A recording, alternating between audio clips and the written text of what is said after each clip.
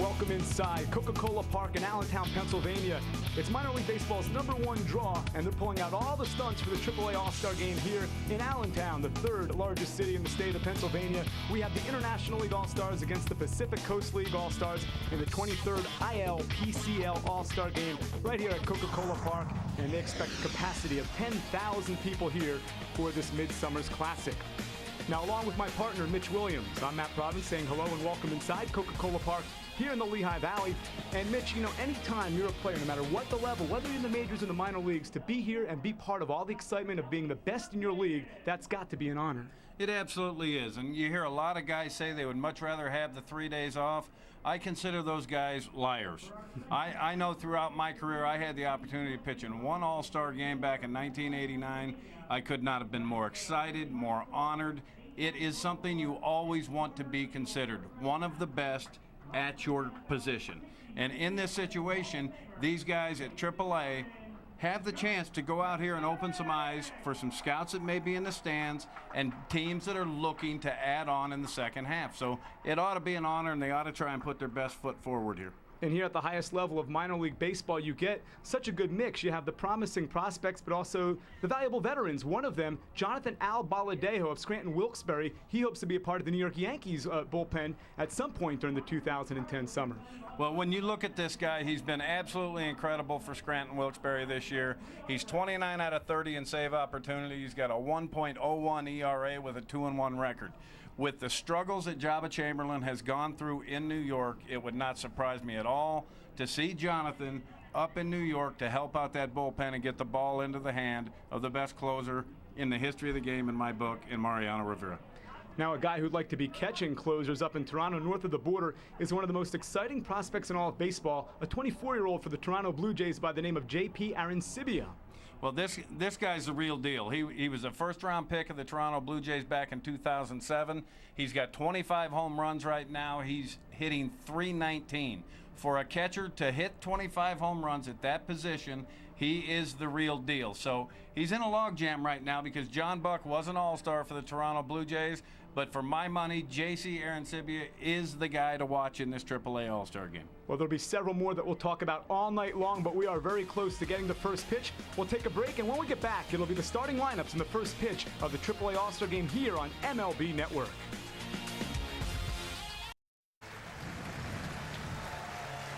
They're flocking in from everywhere to be here at the AAA All-Star game here in Allentown. There is a West Point parachuter coming on in, a Black Knight is a technical name for what they do here, and this guy's going to try to hit the spot out in center field. He's coming close, and look at that.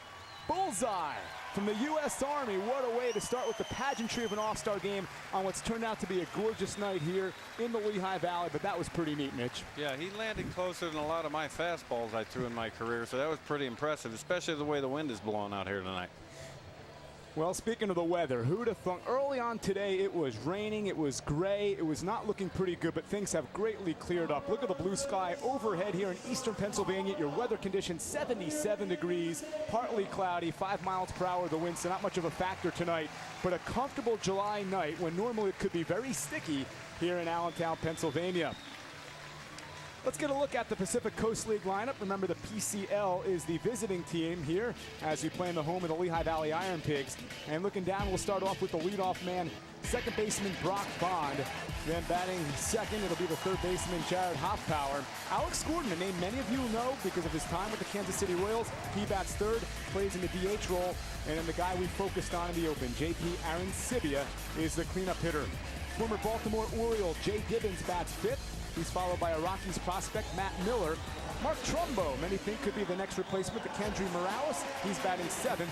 Darwin Barney bats eighth. Doug Deeds is batting ninth and playing in center field. Now, Mitch, this game here being played for the 23rd time. Now, in the first 10 meetings, it was the AL affiliates against the National League affiliates. They've now switched the way things have gone, and for the last 6 years, we've gone the IL against the PCL. Look at that, we have a 6-6 tie through a dozen ball games. Well, and that tells you the parity that is in AAA baseball. It's great that you have two different leagues that can put an all-star team together, bring them to a venue and let them go at it. And as you see by the graphic there, with the series tied 6-6, there is tremendous parity at the AAA level. Well, and there is, and they're two greatly differing leagues. We know that the PCL, over the time that we've had the breakdowns, the numbers gaudy. Offensive statistics are usually through the roof in the Pacific Coast League. Not so much in the International League, but when you get them together at the same site, typically these games have been close, as we saw on the graphic. I'd expect nothing less here tonight. No, I would expect more of a pitchers type duel here. Anytime you go to the Pacific Coast League, you're starting to deal with places like Las Vegas and Reno, Nevada, where I played in Reno, and the ball flies when you get out there. Here, the air is a little heavier, the humidity is a little high here, the ball's not going to travel quite as well, so if the pitchers keep the ball down in the zone, we should see a low-scoring game. Well, we have a pair of managers right now exchanging those lineup cards at home plate. A couple of fourth-year guys with their current clubs. Durham's Charlie Montoyo there. You see he's piloting the International League team tonight. Darren Brown, who's with the Seattle Mariners system. He's out in Tacoma. He's got the lineup card for the PCL. And two very respected managers. But in our meeting earlier today with Charlie Montoya, he lit up when you walked in the room and vividly remembered an at-bat against you back in 1993 when he was playing in Montreal. Were you impressed by that memory? Absolutely impressed, because I did not remember facing Charlie. He remembered facing me, probably because he had to duck and get out of the way of some stuff. But he said he flew out to right, which made me happy. I at least got him out. It was a draw. It wasn't one of those strikeouts that you accumulated during your career. No, you look at Charlie, he's one of those smaller infield type guys that were slap hitters, and those are the kind of guys that gave me all kinds of trouble. So I didn't like seeing guys like Charlie come to the plate. I wanted the big muscle heads to come up there. Those are the guys who would challenge you heat against heat. And here, you know, in the minor league level, one of the biggest differences, Mitch, obviously, a lot of family-oriented events. You know, sometimes the baseball almost becomes secondary to the promotion aspect, to the entertainment. But you can see here at Coca-Cola Park, it's a brand new facility, only in its third year. In fact, it's the stadium that's gotten the All-Star in the shortest amount of time from its inception, as again this team came into play in 2008. And one of the things that they've done here, the Iron Pigs being run by Chuck Domino and Kurt Landis, a couple of well-respected guys in minor league baseball, is to make sure the kids and the adults, whomever, feel like they come out and have good entertainment regardless of the play on the field. Well, you have to look at it like this. Baseball has always been considered, in my opinion, a family sport. You look out in the outfield, you see the big grass hill where families can actually come out here and picnic and turn it into a night out for their family. And minor league baseball a lot of times gets overlooked. I like it because you're still seeing baseball at its purest form. These guys are actually trying to get to the big league level. So you're seeing players play their hearts out for the opportunity to play in the big leagues, where you're not seeing a lot of times at the big league level you get these multi-year contracts, and sometimes you'll see guys take days off and not give it all they've got. These guys, you won't see that. These guys are here to try and get to the big leagues. I enjoy watching minor league baseball. Well, I'll tell you what, you look at the history and some of the guys we saw a night ago playing out in Anaheim. I mean, some huge names that have played in this game. Now, Chase Utley didn't play, of course, due to injury, but he was, of course, selected to be an All-Star. And look, Votto, the future there in Cincinnati at first base. Corey Hart's having a big year. You see Jeter, one of the top shortstops in the game. I mean, this is still a showcase. Even with some of the veterans, you still get a lot of guys who will make an impact at that next level soon. Well, you have to look at that. You look at that list and you see guys like Derek Jeter. They start somewhere. It's not like they fall out of high school and land in the big leagues. They have to, there's a progression that takes you through A-ball, AA, AAA. Some guys skip some levels, but at some point, most big leaguers have played in AAA baseball. I ended up playing in AAA for a little bit, but never before I made it to the big leagues. I skipped over AAA, got to the big leagues. I was fortunate. These guys, there's a lot of them that are what I would consider a little up in age. Some of them are what you would call 4A players that have had a chance to play in the big leagues and did not do well, but they love the game and they don't want to give the game up, so they continue to play and hope for another break. We've got one of the guys in between, this right-handed pitcher that will get the starting nod here for the International League. He's a member of the White Sox organization, and he's on their 40-man roster. Carlos Torres. You see Carlos has pretty decent numbers this year, 7-5 with a 3.38 ERA. But a year ago, Mitch, this guy was the International League Pitcher of the Year. He even went up, and as a Chicago White Sox playing in interleague play in Wrigley Field, was able to go 7 shutout innings and get his first major league win. So White Sox fans do have Carlos Torres on their radar. Well, definitely. this is a guy that you have to keep your eye on, and anytime you see a guy with a good arm, that's what you watch for. Arms you cannot build. You have to have the arm. You build the command and the mechanics and everything that goes along with it. All right, looking at that defensive alignment, Andy Tracy's 36 years of age, but he's one of the top defensive first basemen in the International League. Chris Valaika is at second, a big-time prospect for the New York Yankees. Eduardo Nunez is at short, then Chase Lambin is at third.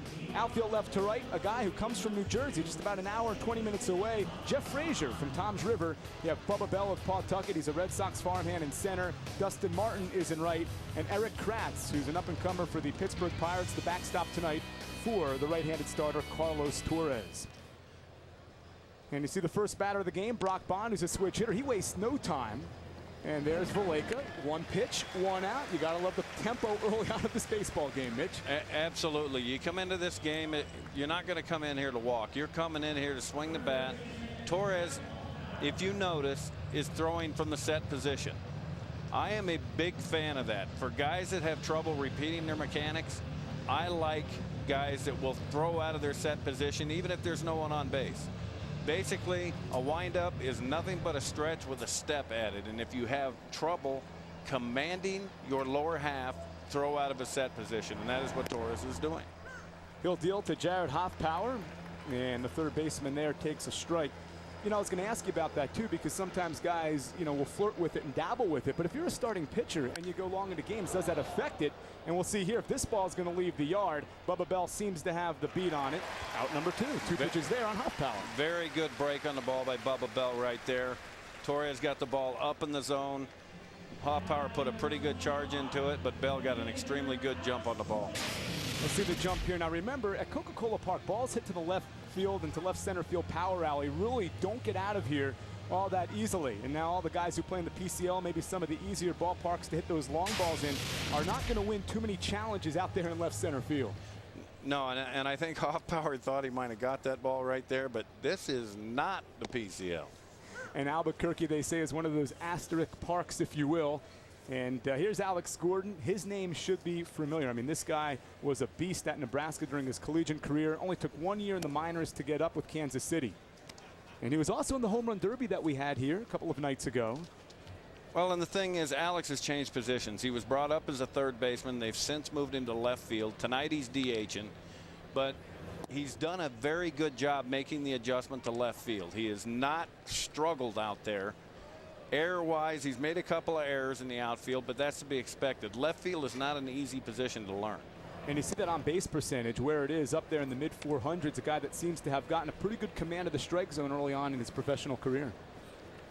Well, he's patient, and he is. It's a tough deal when they hang a can't-miss prospect tagged on you, and they kind of rush you to the big leagues. It's something you have to adjust to, and that's how you stay at the big league level. It's day-to-day adjustments, and he struggled making the adjustments at the big league level. You see, early on in his career, 2007 through 10 was up, but remember, he was sidelined with a broken thumb early in spring training, which inhibited his ability early on in the year. Got sent down, but things seem to be turning around for this power hitter. That one just foul as Andy Tracy, one of the hometown heroes here, a 3-year Iron Pig, was fielding the ball in foul territory. So our first full count of the night, Mitch. And to me, as I look at him, Gordon looks like he has lost weight. It looks like he's slimmed down from the last time I saw him. And that would go right along with playing the outfield. You do a whole lot more running in left than you do at third base. Our first payoff pitch. And there's a second opportunity for Valaika, who comes from the Louisville Bats Reds affiliate. He's up to the challenge. And another 4-3 put out. So Carlos Torres, a 3-up, 3-down inning to the bottom of the first on MLB Network. Welcome back inside Allentown for the AAA All-Star Game here in 2010. Now that guy had the umbrella with him because it rained all day. It truly rained all week, and we thought we might be in trouble for tonight. And then now as you look out at that trough area out there, all those drink rails, people not worrying about rain. Instead, the sun, which is a good thing in July. All right, the International League is the home team, and they will come to bat with Bubba Bell of Pawtucket. Chase Lambin, who was in Japan a year ago, bats second, plays at third. And then a talented Yankee, maybe the Derek Jeter heir apparent, Eduardo Nunez bats third. Dan Johnson won the home run derby a couple of nights ago. He is the cleanup hitter, followed by fan favorite Andy Tracy, New Jersey native Jeff Frazier. Bottom third, you see Dustin Martin, Eric Kratz, and Chris Valleca facing the right-hander Thomas Diamond. Diamond out of the Cubs organization and Bell out of the Red Sox. He's a .309 batter with 5 home runs and 29 RBIs. And as you can see, Diamond is a big boy, 6'3", 240 pounds. My first opportunity to see him throw, he throws with very good angle on his ball, throws the ball downhill. That's the whole idea of putting you on a mound, is to throw the ball downhill. And he gets a 2-0 pitch over, a good fastball. This is what they're looking for. Big league scouts are looking for pitchers that can command the ball in the strike zone.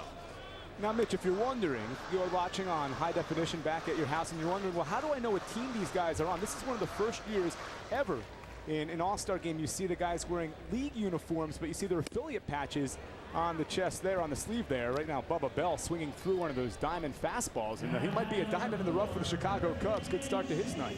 Well, that's what I like to see. I love to see pitchers that are not afraid to go up middle with their fastball. You see that ball is right down the middle, but it's elevated. Anytime you can elevate the ball in the middle of the plate, the hitter can recognize away, can recognize in. If it's middle up, they have to turn the bat loose, and that's what happened. Lambin a year ago in Japan, this year in Syracuse as a Washington Nationals third base prospect at 288, 11, and 45. You see him swing and foul one back there. Mitch, a lot of minor league fans get obsessed with looking at that radar gun out in the outfield, the speed of pitch. But, you know, for some of these fans watching back at home, I mean, is velocity overrated with some of these guys? No, I think it's overrated with a lot of guys. I mean, pitching is pitching. And you can throw at 100 or you can throw at 80. And you can be successful doing either one as long as you have the ability to locate it. If you can throw 100 miles an hour, if it's down and in the zone, it's hittable. The hitter can time a jet if he sees it often enough. Right now a 2-2 count, and they compare, scouts do, to Roger Clemens, the frame of Thomas Diamond. Gets up to 93, 94, though maybe not as overpowering as the Rocket was. Well, I saw Rocket in his heyday back in '86 when he was throwing for the Red Sox, and trust me, there's not going to be a whole lot of guys you can compare to him. But this guy, size-wise, absolutely, he is definitely comparable size-wise to Roger. But he's just not going to have that kind of explosive fastball that gets on a hitter and has an extra gear when it gets about 3 feet in front of the plate. Lambin now full, and Diamond could really be a guy that was an interesting pickup. He was claimed by the Cubs off of waivers from Texas, and since he's been with the Cubs, he feels a lot more comfortable with what they're doing mechanically. He could be someone to watch out for up there at Old Wrigley Field. Well, as you look at him, he's got a tremendous build. We have yet to see anything off speed from him right in this game so far. He's thrown nothing but fastballs, and I agree with that. I've always believed that you throw your fastball until the other team dictates you go to your off-speed stuff. And some pitching coaches want you to go to your off-speed stuff early to establish it. I believe in establishing your fastball, and when the lineup dictates you go to another pitch, that's what you do. So far, he's stuck with nothing but fastballs. Now, if he was to throw him a breaking ball right here for a strike, I'm pretty sure he'd freeze him.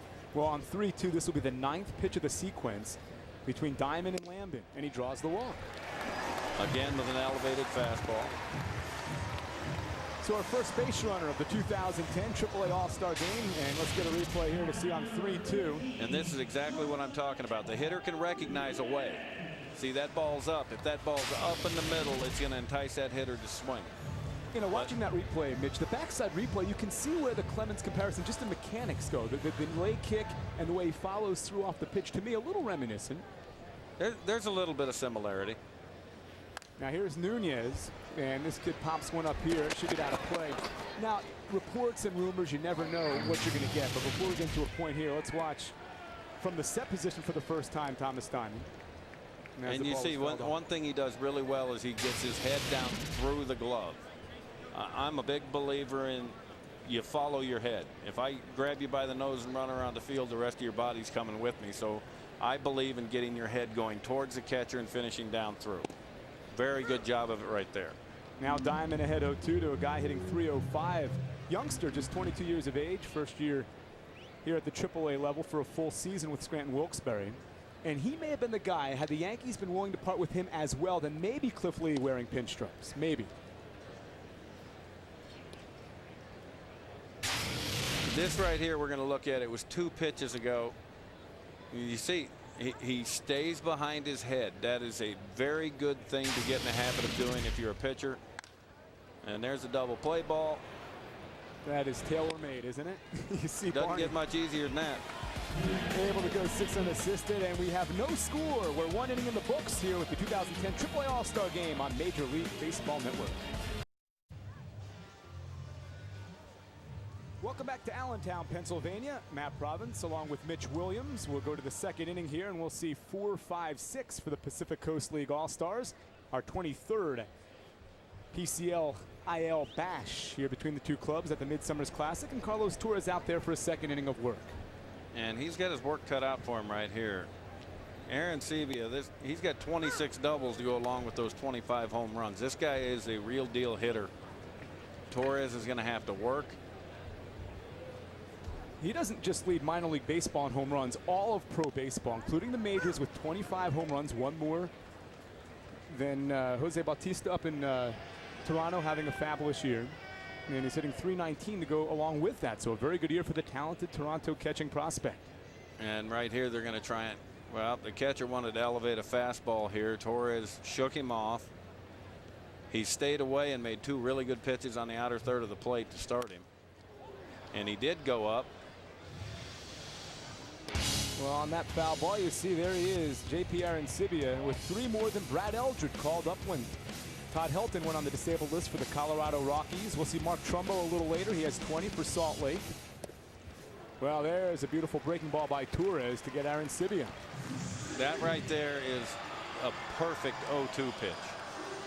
I think so many times pitchers worry about getting outs too quick because of the pitch counts, that they throw way too many strikes in the zone when they've got hitters buried in an 0-2 count. That time made an outstanding pitch with his breaking ball and ended up getting a punch out with it. Well, here is another blast from the past for baseball fans. Jay Gibbons, who had a very good run in the early 2000s with Baltimore, and now back trying to come back after a couple of years in independent league baseball. Dodgers brought him in, and he was impressive in spring training, and here he is in AAA with Albuquerque. This guy's got 121 big league homers and 405 big league RBIs. So he's put numbers up at the big league level, and he's trying to work his way back. At one time, a very solid big league player. You see 121 home runs and all, and you know, he's in such great company. He got to over 100 home runs, Mitch, in his first 5 years with Baltimore. The only other people to do that, Eddie Murray, Cal Ripken. I mean, that's pretty good company. Oh, no, that's real good company. Beck had a career-high 28 home runs back in 2002. You see the graphic on the screen, but yeah, you're talking about a couple of not only Hall of Famers, but 2 of the best players you could ever, you know, emulate or try to be in the company with.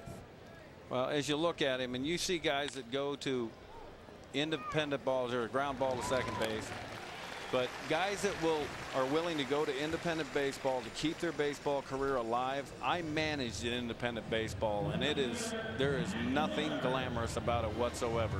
You have to truly love the game to try and continue to play in independent ball.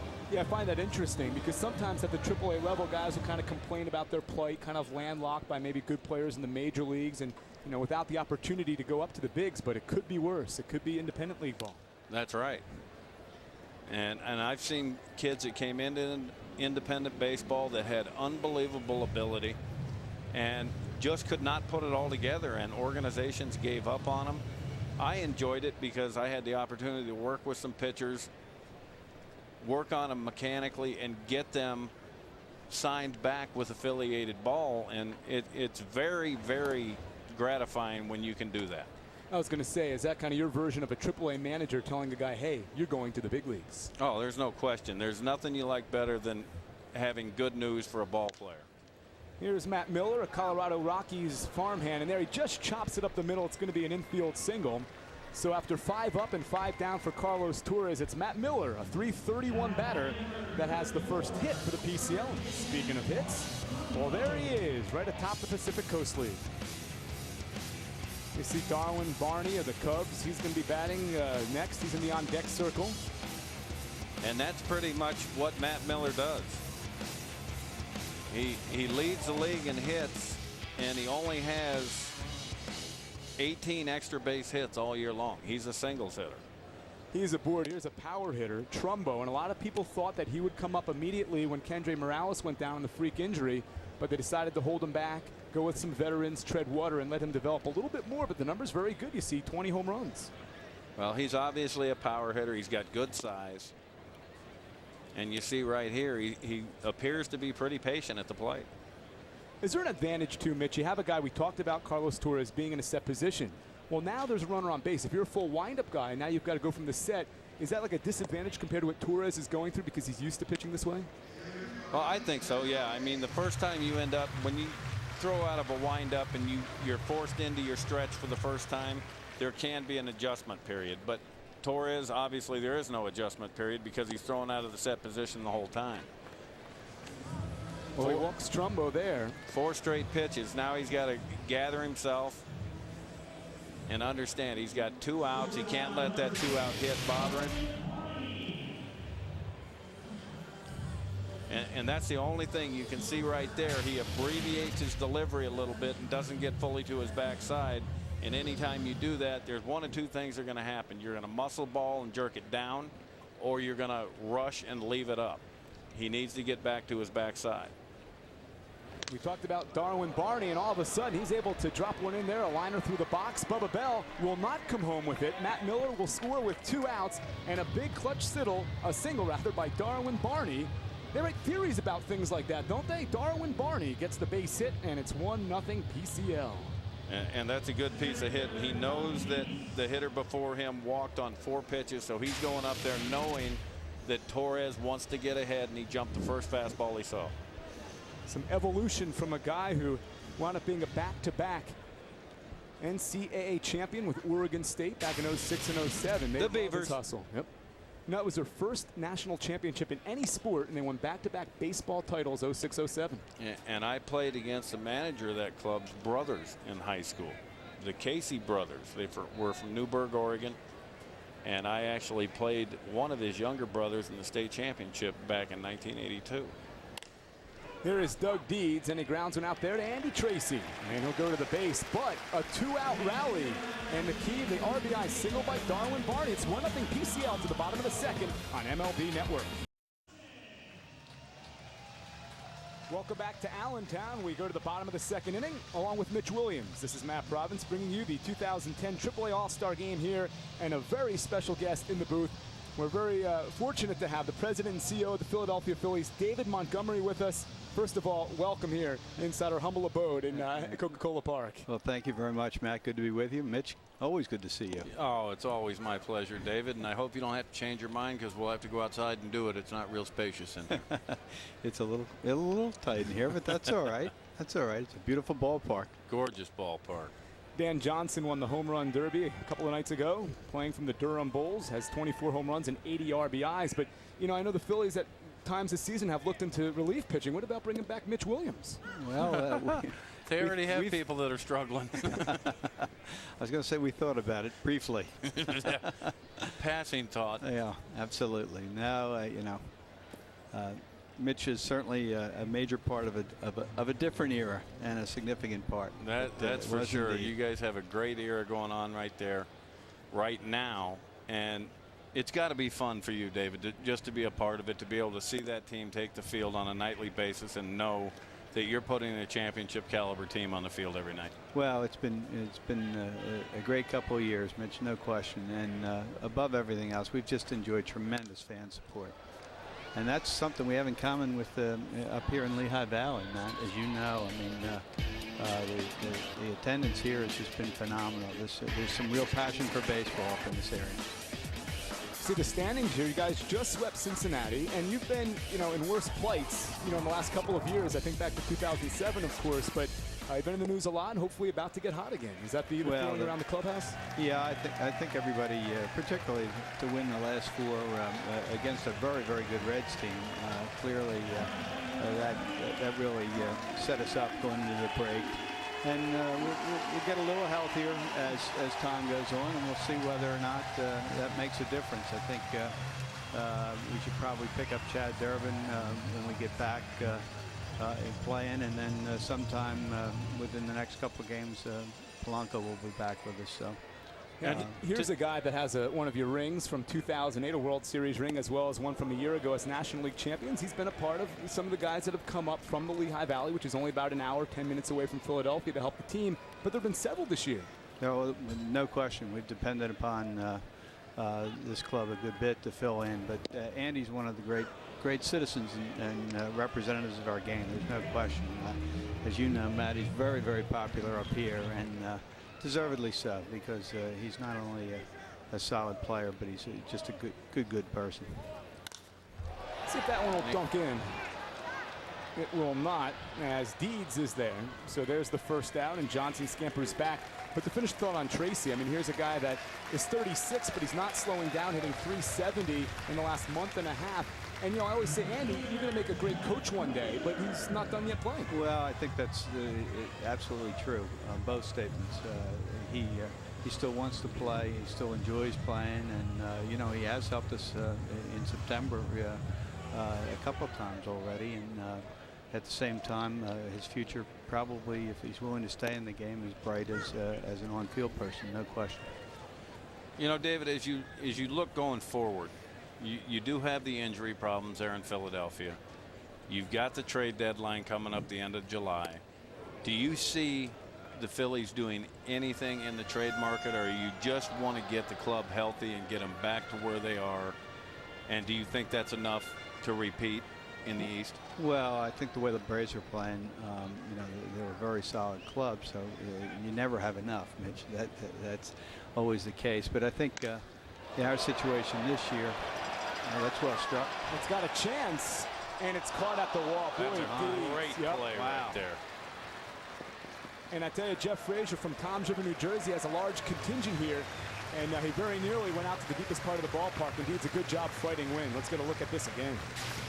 This is a tremendous jump by Deeds there in center field, and he just takes off running, reads the ball extremely well, finds where the fence is, and makes a tremendous catch on that ball. So now Deeds can say, down goes Frazier. There's out number 2. But yeah, I mean, what's it like in the office right now? Obviously, the Phillies, as Mitch brings up, are going to have some big decisions over the next couple of weeks. I got to imagine lots of stats and a lot of sleepless nights with video and everything. You know, Ruben and his group spent a lot of time what-ifing, obviously, but you know, the real issue is to identify what your real need is, Mitch, at this point. You know, if everybody does come back healthy fairly quickly, then you know, maybe you go one direction. At the same time, we know we're at least going to be without Utley for a while yet. That's a major part not to have. And so, you know, the question is not just will a move be made, but what will it be? What area will we attempt to augment the club? And, you know, I think Ruben's going back and forth debating that. You know, we came into this year thinking we had a strong offense and, you know, we could always use more pitching. Well, as it turned out, we've pitched pretty well, particularly our starting pitching, but the reality is that we haven't been the offensive club we expected to be. You know, this is my opinion, and that and $1.50 might get you half a cup of coffee at Starbucks. I look at your club, and you just know the offense is going to go. You know you're going to score enough runs. The later in the season it gets, typically this team gets hot offensively. Your starting pitching, I think you've gotten way more than you could have possibly expected out of Jamie Moyer. Kyle Kendrick's throwing the ball decent. Joe Blanton, you would like to see do a little more.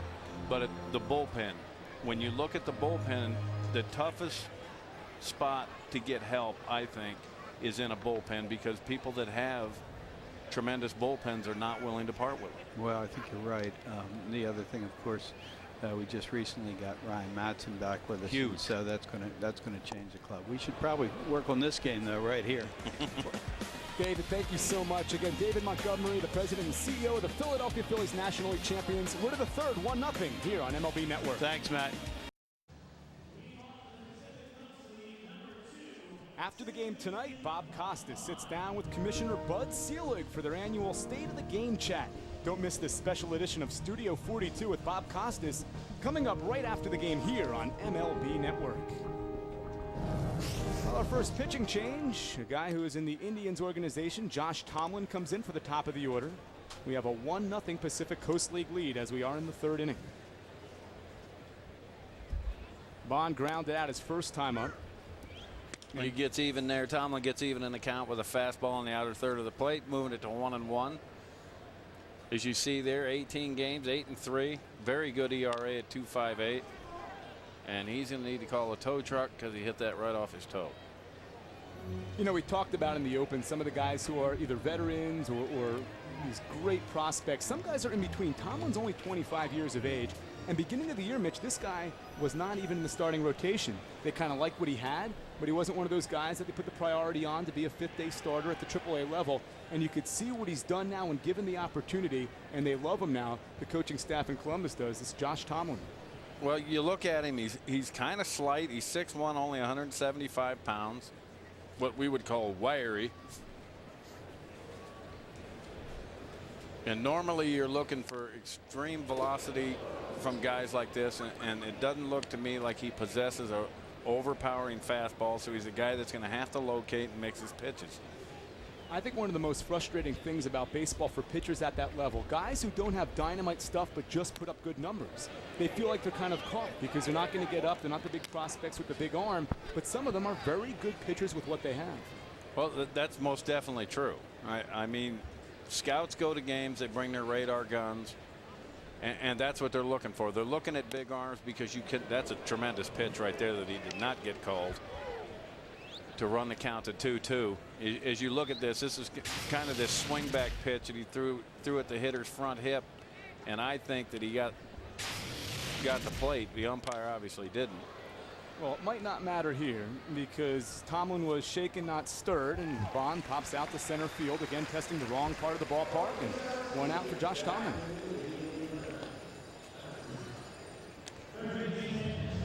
So with 1 away, here is Hoffpauir, flat out to center field his first time up. You see there, 6'1", 170. We talked about him being wiry, a 19th rounder.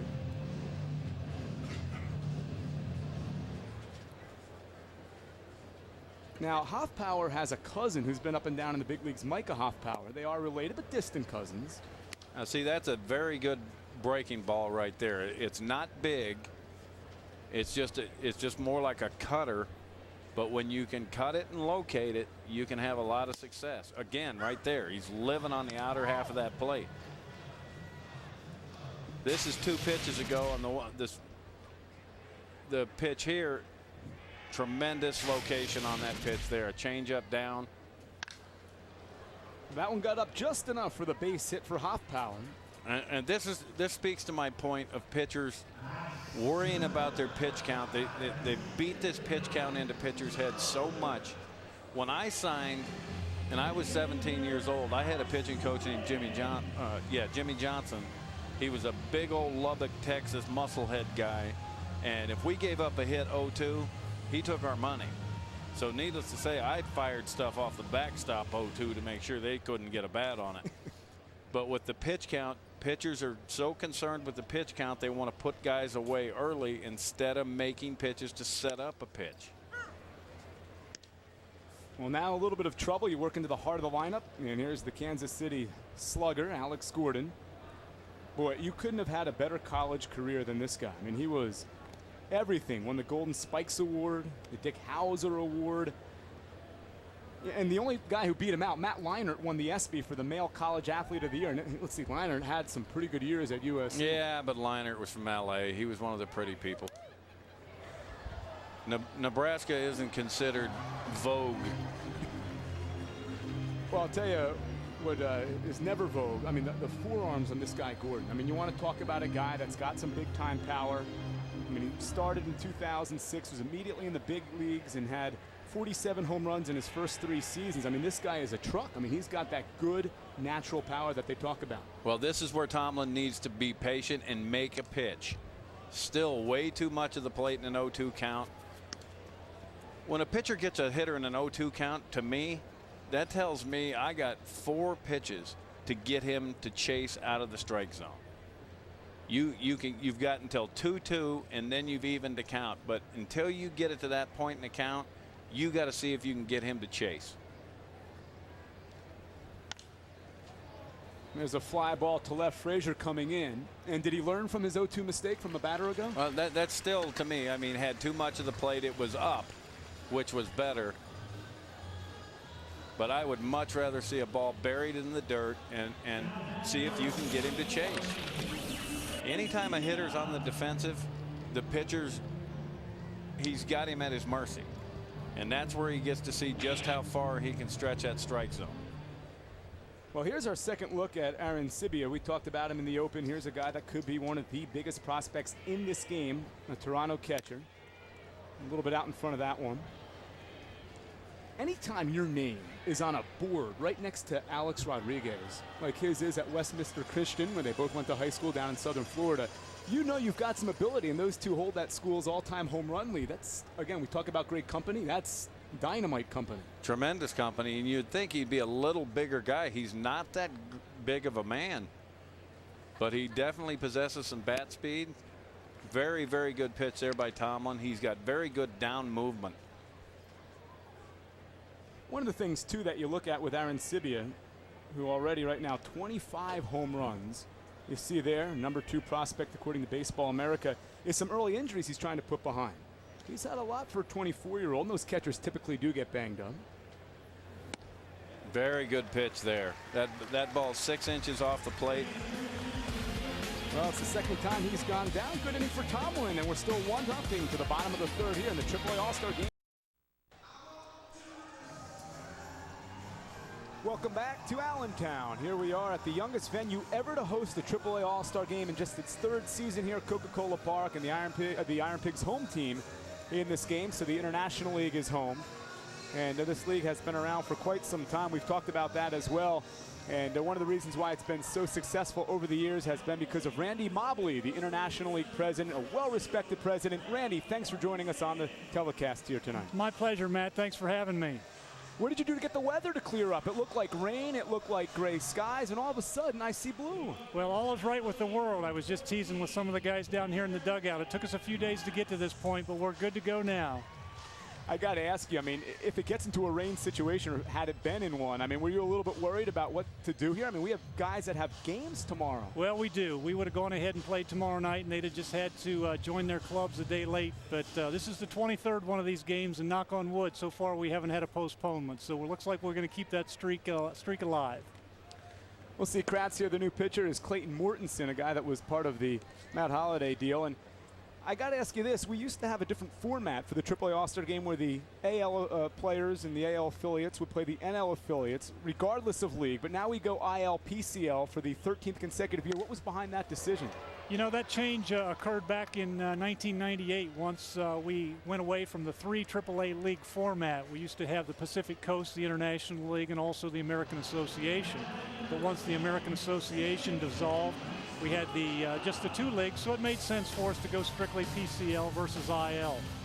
And are you pulling for your guys here? I mean, we got a 6-6 series tie. I mean, the winner of this game for at least another year has full-time, all-time bragging rights in this series. You know what, Matt? There are only 2 games during the season I get to cheer, and tonight's one of them. The other one is the national championship game between our 2 league champions. So the rest of the time I've got to root for big crowds and good weather. But, yeah, tonight I'm pulling for the IL guys big time. Valleca tries to tie it up, but again, the wrong place here in this venue. And Miller makes the grab. A couple of quick outs for Mortensen. Randy, what is the addition of baseball here in the Lehigh Valley, specifically Allentown, Pennsylvania, meant to your historic league? Well, it's just been a tremendous, tremendous addition for us, and I'd be lying to say that we knew that it was going to be just as successful as it has been. We knew it would be a good thing, but I'm not sure that we ever could have envisioned it would have been good as it is. And the fans here have been tremendous, as is evidenced by their support tonight and the last few nights. So we couldn't be happier to have another tremendous venue, a great relationship with the Phillies, and the fan support and the community support in general has just been over the top. Bubba Bell, the batter here. And Randy, before I let you go, obviously this is a new facility, but also in Columbus. The state of the union for the International League. Well, things are very, very good. This is our 127th consecutive year of operation. And it's never been better. We've got great facilities, great relationships with our major league affiliates, good solid ownership groups, so all is well in the International League. Well, Randy, thank you so much. Continued success. You've done a great job with the weather. Now you might want to do some things to get your guys some runs. We got to get a few runs, don't we? Well, sure. Thanks so much, Randy. I know you have a lot of things going on with this being a huge event for you, but we appreciate all you've done for the International League and for minor league baseball, and let's go internationally. Thanks. I'm with you on that one. All right, Randy Mobley, as we are playing here in the third inning. A broken bat there. Bubba Bell getting a new piece of lumber. Shattered bat there. And Mortensen at 6'4", 180 pounds. Again, another wiry guy, and I'm going to go out on a limb and say 180 might be stretching it. But he's 10-2. Very good downward motion with his delivery. And that's what you get a lot of times. You get that good sink, the downward movement, you get ground balls. Well, that will do it. A 5-3 putout. We're through 3. It's still 1-0 PCL here on MLB Network. Tomorrow night on MLB Network, it's a rematch of last year's playoffs as Albert Pujols and the Cardinals look to settle a score with the Dodgers. Thursday night baseball driven by Chevrolet. Dodgers at the Cardinals tomorrow night, 8 Eastern, 5 Pacific here on MLB Network. Mitch Williams, you're a pitching guy. I know I mentioned those sluggers, but what about that matchup, Kershaw and Wainwright? It will be a dandy of a matchup. Clayton Kershaw's throwing the ball extremely well, and Adam Wainwright, he's just doing what he does. He just continues to win. Well, a guy that is trying to resurrect his career, and he's one of these local products here, the hometown kid playing with the Lehigh Valley Iron Pigs. Grew up in Towanda, just a couple of hours north of here. And that is Nate Bump to face hitter numbers 5, 6, 7, beginning with Gibbons. And this guy went your route. We talked about when you were managing an independent league baseball. He resurrected his career in part due to that. And you look at him, he's 33 years old. He's still trying to compete. And it's the old adage, you never know. I mean, you come here and you throw the ball well and show you can get people out. There's no telling what can happen. Some team may come along, scout you, see you, and may have a need for you. So that's what these kind of guys are hoping to do. And he's done well. Had a great year. That ERA coming in 2.48. This is the highest guy ever drafted out of Penn State. So you're talking about a Nittany Lion who the Giants saw, took him the 25th overall spot in '98. It's been up with the Florida Marlins. And here's a pop-up. Looks like his teammate Tracy will yield. And Valleca there. Gibbons retired. He's 0 for 2. And you know, Nate Bump again having this great year, 7-4 after being in Toledo a year ago, and he is 3rd in the league. Now Jeremy Hellickson may have started this game, but he was out starting the Futures game in the Major League Baseball Showcase out in Anaheim. You see Chris Resop, a guy that's both been in relief and as a starter. He's got a 1.84, but that's a very good ERA for a pitcher, regardless of what league you're pitching in. Well, and you see there, he threw a very good cut fastball there to get in on the hitter. Again, if you can locate, you can get out. Mitch, he's a sinker ball guy, and I remember talking to Tommy John. One of the frustrations for Tommy John not in the Hall of Fame is that he's got great numbers, but he wasn't a big strikeout pitcher. No. And a lot of people don't look at the other things. What about ground ball to at-bat ratio? Why is it always strikeouts? And Bump's kind of the similar style. This guy can really carve up some hitters, get a lot of ground balls with a sinker. But that's not sexy. No, it's not sexy, and it's not what catches a fan's attention. What catches a fan's attention is the ability to blow guys away. But for me, the guy that can command the strike zone and throw the ball where he wants, those are the ones that impress me. Greg Maddux, he's a Hall of Famer, and he had zero ability to blow people away, but he had a very, very good cutter and sinker that kept the ball off the barrel of the bat, and that's all you're after. Now that one's going to scoot through past Nunez, who's a very good defensive shortstop. And Mark Trumbo, a big-time Angels prospect with great power, has been on base both times, a walk, now a single.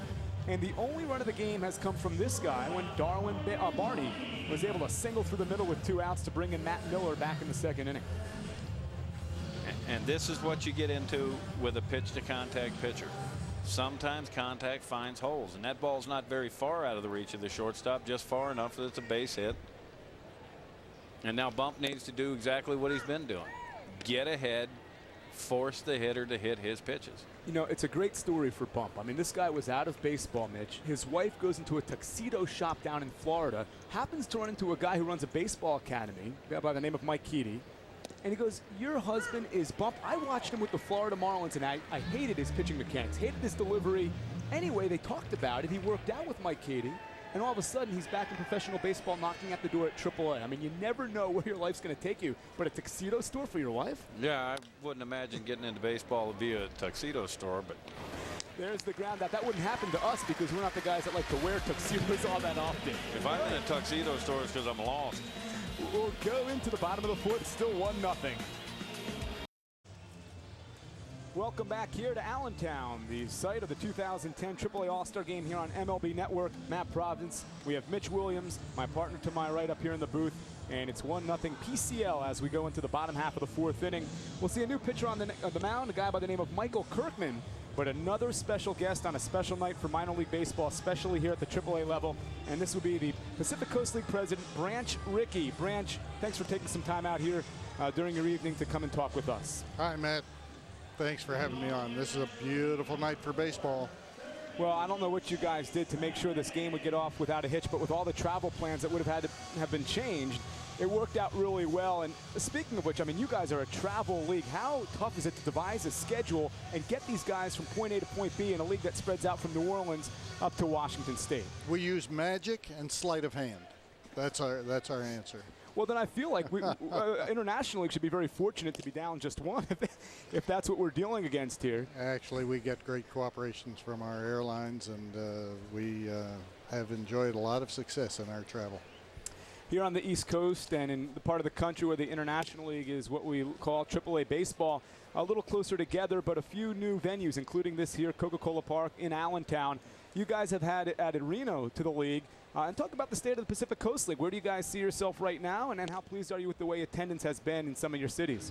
Well, attendance is probably slightly off. I would say less than 5%, somewhere in the 2 to 3% area. But as the summer's wearing on, we're seeing it strengthen a little bit. So we're really pleased. Our Reno ballpark is not too dissimilar from Coca-Cola Park here in Lehigh Valley. It's a beautiful new ballpark. So very much like the International League, we're continuing to change and upgrade. And boy, this is just a beautiful addition to the International League. Mr. Rickey, it's Mitch Williams, and I had the opportunity to play in that beautiful Moana Stadium in Reno.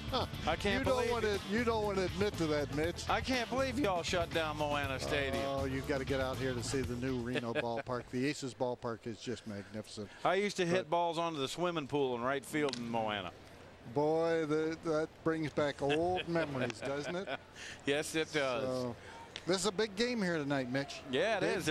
Big game. Very well pitched so far. This is the most important game of the year, you know. Oh, yeah, until the next one. Until the next one. You know, Branch, we saw a graphic on TV, and here we have a low-scoring game, but Pacific Coast League numbers are typically more gaudy. All that offense, all the home runs, much more so than International League parks. What's the big explanation behind that? Well, we've also got some mountain ballparks. We're in the Rocky Mountains with several of our ballparks, Salt Lake and Reno and Colorado Springs, and we have some lighter than air down in the southern climes. Albuquerque is in that category. So yeah, we have some big scoring games, and I'm glad that I didn't get picked off by that foul ball. Just missed me by a quarter of an inch. The fans are telling me here. I got to ask you one question before we let go. I've never been to see Las Vegas play, but how in the world do visiting teams go there and actually have a better record? I mean, that is one of the top cities you could possibly go to. Well, that's a mystery. We haven't solved that one yet. We're working on it. Well, spin that magic you talked about earlier. Thanks for coming on, and best of luck getting back home. Thanks for the broadcast you guys are doing here. We really appreciate the work you're doing and showing off this fine ballpark to our wonderful citizens. Thank you, Branch. You're leading 1-0. We go to the fifth inning here on MLB Network. Welcome back to Allentown here on MLB Network. Matt Providence and Mitch Williams with the call of the game. The 2010 AAA All-Star Game. It's a 1-0 pitcher's duel to this point. And to keep that going, a guy in the Mets organization pitching with Buffalo, a left-hander who's been up in the big leagues, Pat Mish. Yes, Mr. Mish is coming in here throwing the ball well. Obviously, he's made the All-Star team. So he's got to keep this lineup down. That's his job right now. He's got to keep this game where it is. I'll tell you what, that last kid, we didn't have the opportunity to talk over him pitching, but Michael Kirkman, that left-hander, he was the real deal. He had a little bit of crossfire in him, throwing the ball 94, 95 miles an hour, and the final strikeout with a very, very good breaking ball. And it's a good hitter that he struck out. Dan Johnson, one of the top eyes in minor league baseball, to go along with a great power total. I'd like to see side by side Mitch Williams, Michael Kirkman, a couple of lefties who can bring it a little bit. Yeah, he might have just a tad more command than I did at that age. And Deed's gone on strikes, a 3-pitch strikeout for Mish. And we're going to go down to the International League dugout. You know, some guys go to the ballpark and propose to their girlfriends. Well, Erik Kratz, who's from 45 minutes away in Telford, Pennsylvania, you have a big contingent out, and now maybe the best news of your life. I mean, here's a guy who's been told he's going up to the major leagues for the first time just a few minutes ago. Congratulations, Erik. Thank you very much. It means the world to me and my family. Erik, it's Mitch Williams, and tell me how it feels, buddy. I remember when I got my first opportunity. I was 21 years old, and they told me, and I thought they were lying to me. Well, that's exactly what I thought when Frank said it, and you know, I grew up watching you, Mitchie Poo, playing, you know, pitching. Your 93 Phillies were my team, and you know, I don't know what to say. Well, God bless you, buddy, and best of luck. And when you get up there, understand the game is still the same, just played in a different park. Yes, sir. Thank you very much. Here's Hector Luna pinch hitting, and Brock Bond was 0 for 2. How about that? I mean, last year he was the Star of Stars Award winner, meaning the MVP of the 2009 All-Star Game in Portland. Now Luna that launches ball is one, hit right there, and that's going to be a Coca-Cola park out right there. Snap, you see, crackle, pop, didn't make the trip. And Luna nearly said goodnight there, but Erik Kratz is still with us, and here's moments ago. Now, it looked to me like you didn't necessarily believe that you were being promoted. I don't know, your reaction was kind of quizzical, and here you're being with Tim Doohan, Iron Pigs media relations guy, who pulls you over for the interview, and now all of a sudden I think you really begin to start to believe. Did you think they were pulling your leg a little bit? Yeah, I did. You know, Charlie came over to me and he said I was coming out of the game because I got hit in the mask, and I was like, well, you know, I'm fine. It's just a normal foul tip. And then Frank came over to me, my manager in Indy, and he was like, yeah, he's like, well, you only had one more inning anyway. He's like, would you rather go to the big leagues or go back in the game? And I didn't know what to, I know that what ain't you a should tough say. answer, is it, buddy? It's not a tough answer. No, it's not. That's let me think about it. Yes, Frank. Well, you know, it's interesting because he was a coach here.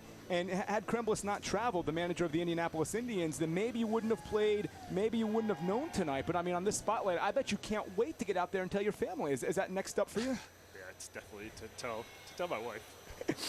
Erik, this is an awesome moment for you. Last year, you didn't think probably it could be top when you were the MVP of the game out in Portland. It's certainly been topped. No. What goes through your head? I mean, what was going through your head as this is going on? You know, I didn't. First of all, I didn't want to come out of the game. I was like, well, I got one more inning, maybe one more at bat, see if I can get a hold of one or something. But, you know, and then when all this happened, and then he pulled me aside, I was going in to call my wife, and, you know, it's just, I mean, it's. Well, buddy, let us do you a big old favor then. Why don't you take that headset off and go inside and call your wife and tell her the great news, because you deserve it. Thank you, sir. I appreciate that. You bet, Erik. That's awesome. Erik Good Kratz, luck, everybody. And he'll be making his major league debut with the Pittsburgh Pirates en route to join the Buccos. Mitch, I mean, I can't imagine what it would be like to be a player getting that news, but you've received that news. What goes through your mind? What went through your mind? Like I said, I was 21 years old in spring training trying to make a club, and they called me in the office, and I thought they were calling me in to send me down. And they called me in and told me, and the blood left my head. I couldn't believe it. It was the most exciting day of my life other than my children being born, which that happened much later, obviously. But up until that point, that was the most exciting news I'd ever received. Kratz just turned 30 this year, and I'm sure there's a point where, you know, he's put up good AAA numbers. He's in an organization that you think maybe he get a chance to come up and make his major league debut with, but they've got decent catching prospects up on that team. And here, younger than Chris Coast gets a chance to be a major leaguer. Well, and the thing about it is, if he can go up, prove that he can call a game, receive pitches well, and hit just a little bit, just to be a backup catcher, you can make a darn fine living in the big leagues being a backup catcher by, number one, not pricing yourself out of the game, number two, working extremely hard at your craft behind the plate, and be able to hit a little bit. And he can do those things. And if you can do it, and like I said, I was really good friends with the guy that was never a starting catcher in Todd Pratt, but made a tremendous big league career out of being smart enough to not price himself out of the game. And he played over 10 years being a backup. Well, we'll get our pinch hitter here. Alex Gordon was 0 for 2, and with the 2-out walk issued by Pat Mish to Jared Hoffpower, we got to look at a guy that is having a tremendous year. Now, he's had a little bit of an injury, but this guy, the mayor, John Lindsay, they call him that because, again, there was a mayor in New York City back in the late 60s, early 70s, at one point a U.S. president candidate. John Lindsay, 402, Mitch. Yeah, 402, he's hitting. And you can see he did not come to the plate to stand there and look at pitches. He came up there hacking. And I like that. I like that about hitters. Pinch hitters, they got to come off the bench, and the first thing hard and straight they see, they should be gashing at if they could reach it. You see there 209 at-bats, so this is not, you know, like one of those deals where you're 40 for 100 or 20 for 50. I mean, he's done it now for a while. He's only 14 plate appearance shy of being a qualifier for the Pacific Coast League batting title, and if he's completely back from the injury that he had, well, then you might see this guy up at some point, coming back from a strained calf that cost him a month. And Mish doing a very good job right there, trying to get him to chase on that back foot slider. Now that he's gone down and in on him, what I would do here is I would have my catcher set up on the outside corner and backdoor breaking ball him and see if he can get a strikeout without a swing. You almost got it, Mitch. It was a fastball. Fastball in. He tried to sneak one in there, and he very nearly did. He's absolutely got him set up now for a backdoor breaking ball. If he can get it out there, you can get the punch out without the swing of the bat. You get the hitter to quit on it.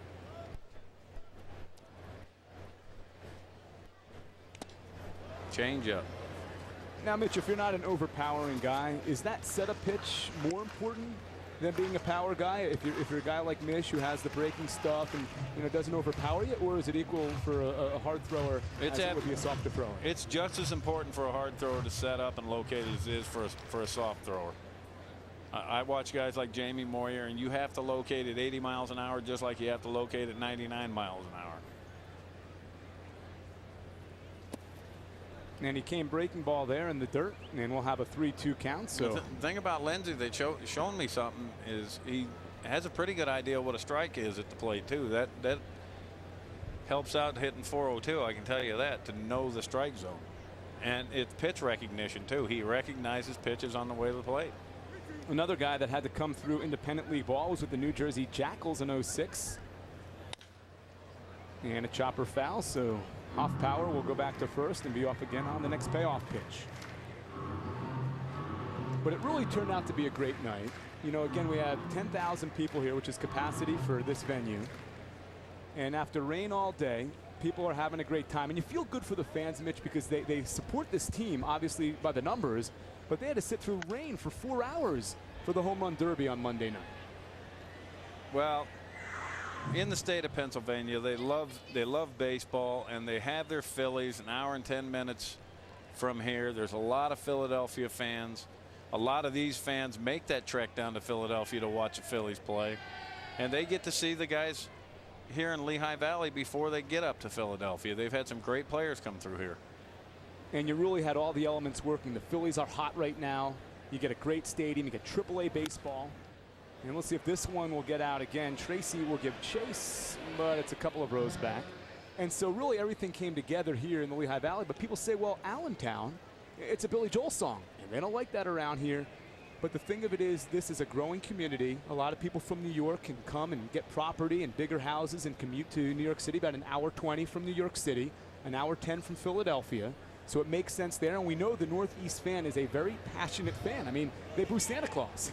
Absolutely. So these guys care about the product, and they really support. You know what, I'm not necessarily a Philadelphia sports fan by nature, but I respect the fact that these guys support their teams and they're that passionate. See, I absolutely love the Philadelphia fans for the simple fact they're honest. And if you come to Philadelphia to play in any sport, it doesn't matter what it is, if you give an honest effort, if you have a bad day and you don't make an excuse for having a bad day, they will always accept you. But as soon as you make an excuse, they have no time for it. They work 80, 100 hours a week to come buy tickets to watch you play. And I've always said they don't boo the person, they boo the performance. And for my money, they've paid their money for the right to boo that performance. And it works out really well, too, because although Allentown, as I mentioned earlier in the broadcast, is the third largest city behind Philadelphia and Pittsburgh in the state of Pennsylvania, it's the community, because there are a lot of small independent cities and municipalities that form about 1.5 million within a 30-mile radius of this venue. So a lot of teams, a lot of minor league owners saw this as a gold mine. It was territory blocked by Philadelphia for all the years, so you had to get support from Philadelphia, and it's really worked out. This team, the #1 average per night draw, over 9,000 people. And how about this guy? That's why he's batting .402. That's the 12th pitch of this at bat. Mr. Lindsay is not going down without a fight. And I honestly believe he's going to have to freeze him. I think Mish is going to have to throw a pitch. It's either going to freeze him or elevate one in the strike zone and throw it by him. Mitch, can you imagine? This guy made his major league debut the night that Barry Bonds would break the all-time home run record. They're going fastball in here. This guy doesn't want to go down. That's 13 pitches. You look at his numbers this year, and he's right around 30 strikeouts and over 200 at-bats, so you do the math, and that's a pretty good number. I can tell you for a fact, I don't think I've ever thrown 13 pitches without throwing 4 balls. And how about being the runner when you're going 3-2 like this? This guy's been running wind sprints between first and second, off power. Well, yeah, he's wanting something to happen, either be put in play or swing and miss. There it is. He went away. Very good pitch by Mish. And tremendous job of battling by Mish. Both him and Lindsay put on a tremendous battle right there. Fans appreciating that great at-bat to Mish. But here's the feel-good moment so far. Mr. Kratz, you're going to the big leagues at age 30 for the first time. All right, we're 1-0 into the fifth, bottom half, here on MLB Network. Welcome back to Human Whack-A-Mole. You've seen this game at carnivals near you, at arcades near you, but now baseball venues. They wear the helmets to protect themselves. That's a mighty big boxing glove there. But we have fun in the minor leagues, and there's a great example of that. And Matt Province and Mitch Williams, and we have a 1-0 game. And now as we go to the bottom of the fifth inning in our 2010 AAA All-Star Classic, we would be remiss if we didn't have the guy who's in charge of all minor league baseball, and that is the president, Pat O'Connor. Thanks so much, Pat, for taking time out tonight to join us up here. Well, my pleasure, Matt. Good to be with you. Well, so far the game is moving well. We've talked about the weather with the league presidents. It's really turned out to be great, but you're a guy who goes to a lot of venues. Does it kind of warm your heart to see minor league baseball flourishing like it is on a night like tonight? Well, I got to tell you, if you can't get excited about this, you can't get excited about too much. Well, you know what? You just got trumped by the local guy, the hero. Andy Tracy gets the first hit of the game here in the bottom of the fifth inning for the International League, so very appropriate. And you heard the applause, and they'll now pinch run for a guy that has become very much a part, if not the biggest part, of Iron Pigs baseball here. Andy Tracy, who gets a great applause as he makes his way back to the dugout. And Pat, I get a lot of releases from you guys at minor league baseball, and every time it seems as though attendance continues to soar everywhere in the minor leagues. What's behind all that? Well, I think all the credit in the world goes to our operators and most importantly our fans. And they've embraced our product, embraced the idea of affordable family entertainment, embraced the concept of a safe, clean environment to congregate, meet as a family, enjoy yourselves, and do it all summer long at really great prices. And I think more than anything, the atmosphere that we create through our operators and the fans that come out and enjoy themselves accounts for all of it. Well, you've got a lot of great new venues, too, across the land. They're popping up, and even though times, from the economy standpoint, maybe not have been as good as we've seen over the years, it hasn't really had an impact on minor league baseball. And I'm guessing the price point, but I guess you have to be pleased with the venues that you're getting for the support of this. Well, I don't think there's any question about it, and the credit goes to the communities who embrace the idea of hosting our cities and 160 of them across the country, and we do have great facilities, none better than the one we're in tonight, and that's for sure. Pat, we've talked about how the state of this, anything that you see in the future. I mean, obviously, with everything growing, any big plans for minor league baseball? Well, I think we're going to, ride the wave of digital, and I think the day's coming where we'll be paperless ballparks. You'll have your seat picked out, your program ordered, and your concessions ordered before you ever leave the house. It'll be delivered, charged to your credit card, and you're never going to have to reach in your pocket. I think those days are coming, and we're just going to continue to do what we've done for 100 years, Matt, and that's entertain the people all across the country.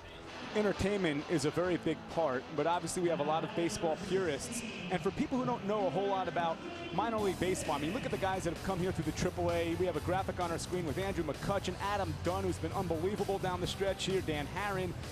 You know, what can you say to educate all the fans out there about the product that we see night in, night out all around the world? Well, I'll tell you, you can count on one hand the number of players who did not come through minor league baseball and went on to successful big league careers. And as Mitch can tell you, there's some great battles that go on down in the minor leagues every day with players of all levels and all caliber and from all different organizations. Of course, we're affiliated with all 30 major league clubs. So you're going to see very good baseball every day. And as players develop, they'll make those big league plays more consistently, and that's what moves them up the ladder. Well, I like looking at it and seeing these guys that barely shave. I know back when I first signed, I was 17 years old and playing in minor league ball, and it was a thrill of my life to be doing it. And I look at these young kids now, and it's something special. And to see what happened tonight with Katz, for him to get called up tonight for the first time in his career, that's something really special. It really is, Mitch. And as you know, having been in these cities as a player and then coming back through on rehabs and different things like that, relationships are formed at the minor league level that will last a lifetime. And it's great to be a part of it, to be able to say, I remember so-and-so when he played here. And those relationships continue. And that's part of the fabric of what is minor league baseball that goes beyond the 27-ounce aside. And we are embedded in these communities. We are the local hometown team. And all of those things add up to just a great product, great fans who are loyal and come out, you know, day in and day out. And it's just a really good product for us. And the fans will get all the credit for embracing us and our product. You know, I'm sure there's still done today what was done back when I played. I know there was host families that took me in and gave me a place to live. When I was 18 years old playing in Reno, Nevada, a family in town gave me a room to live in, charged me $50 a month to live and eat. And it's that part of the community where they take these kids in that are away from home for the first time. That's what makes these fans that kind of special. It's Absolutely. really important. And I don't think there's any question about that. And Mitch, as you know, signing as a 17-year-old, the 3 or 4 hours at the ballpark was probably the easiest part of your day. Oh, yeah, absolutely. And to have the environment where you've got host families and communities and sponsors who will nurture these kids and make that transition to not only playing every day, but having a job that has them thousands of miles from home is a very tough thing to do. And those kind of host home experiences are really great things. Well, Pat, thanks so much for coming out tonight. Enjoy the rest of the game. We appreciate you coming on here to the broadcast. Well, Mitch and Matt, thank you for your interest. You're doing a great job. Keep it up. Thank you. You bet. All right, Pat O'Connor, president of Minor League Baseball. We're 1-0 to the 6th here on MLB Network. We're back here, Allentown, the host city for the 2010 AAA All-Star Game in Eastern Pennsylvania. Matt Province and Mitch Williams with you. Now, you've seen what they're like on the field. Now see what goes on behind the scenes of the Chicago White Sox. MLB Network takes you from the dugout to the front office of one of the most outspoken management teams in the game. Jerry Reinsdorf, Ken Williams, and Ozzie Guillen star in an MLB Network original series, The Club. That premieres Sunday night at 9 Eastern, 6 Pacific, only on MLB Network. That one looks like a pretty good one. I can't possibly think that would be interesting with Ozzie Guillen involved in it. I don't know how it could possibly be interesting. I hang on Ozzie's every word because he is a quote machine. I absolutely love him. I got to think guys like that have to be motivators. Now, you've played for different managers. I think Charlie Manuel does a great job in Philadelphia getting the most out of his players. But did you like the guy who was rah-rah, or maybe the guy who was a bit more passive? You know, I could deal with either. I didn't have a preference. I was a guy that if you yelled at me, I went out there to try and prove you wrong. And if you were a docile guy, I knew what my job was. And Ozzie and Charlie are two completely different personalities. But there's different ways to get to the same place, and those two exemplify that perfectly. Well, if you are a closer like Anthony Slamma is for Rochester, that is about the perfect last name. He's going to try to slam that door shut on you. Now, here just pitching in relief in the All-Star game, but he has converted 16 of 18 save opportunities, and he's done it with the team that has the poorest record in the International League, Rochester. So he's been a money guy on a team that struggled this season, but rising quickly in the Twins system. Well, that's what you want. I mean, it doesn't matter what level of baseball you're at. When you get to the 8th and 9th inning and you've got a lead, you want to be able to hand the ball to somebody that can get the job done. A very, very good breaking ball right there to put away the hitter. So Josh Donaldson strikes out. Good start for Slamma. Check this out. That ball started in the middle of the plate and ended up 1.5 feet outside. Very good breaking ball. I don't know whether that was a breaking ball or a split, either one. And now we'll see the veteran Jay Gibbons, former Baltimore Oriole power hitter, who's 0 for 2 in the game. And now we're halfway through, and obviously the game has been dominated by pitching thus far. Only 5 collective hits. But when you're watching this, Mitch, you watch Major League Baseball every night. What are you seeing? I mean, are you seeing some guys that have some ability to help out at some point this year? Yeah, I'm seeing some pitchers that have the ability to locate the baseball. That you see there, Slamma was able to get that ball inside on Gibbons, jam him, and pop him up. When you get to the AAA level, this is where major league clubs are going to send pitchers, maybe for a little bit, to see how they react to more experienced hitting. And the same thing with hitters. They're going to send some hitters that they think are prospects to AAA to see how they react to more experienced pitchers that have the ability to locate, and then make a decision on whether or not they may have the ability to play at the big league level. Well, an average against of 133 for Slamma. Pretty good indication that this guy has unhittable stuff. Here's Miller. Miller's gone he's gone 1 for 2. Watch the location of this fastball. It starts in the middle, runs in on his hands. There's just no way that the hitter can get to that pitch and get good wood on it. Now this is much like last night's game, and Mitch, I know sometimes you get these classics and pitching kind of dominates, but the game is coming around again. We are seeing home runs down at the major league level. What's the reasoning for this? Do you have any answer? Making poor pitches. I don't care. I mean, they can talk clear back to the steroid era and all that. I'm still a firm believer if you make pitches and keep the ball off the barrel of the bat, you keep the ball in the ballpark. And that's what you're seeing more of today.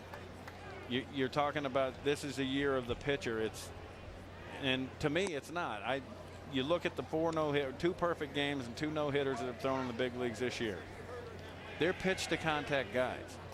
Unless you strike out 27 guys, you have got to have some sort of luck on your side that all the contact that is made goes to somebody holding the glove.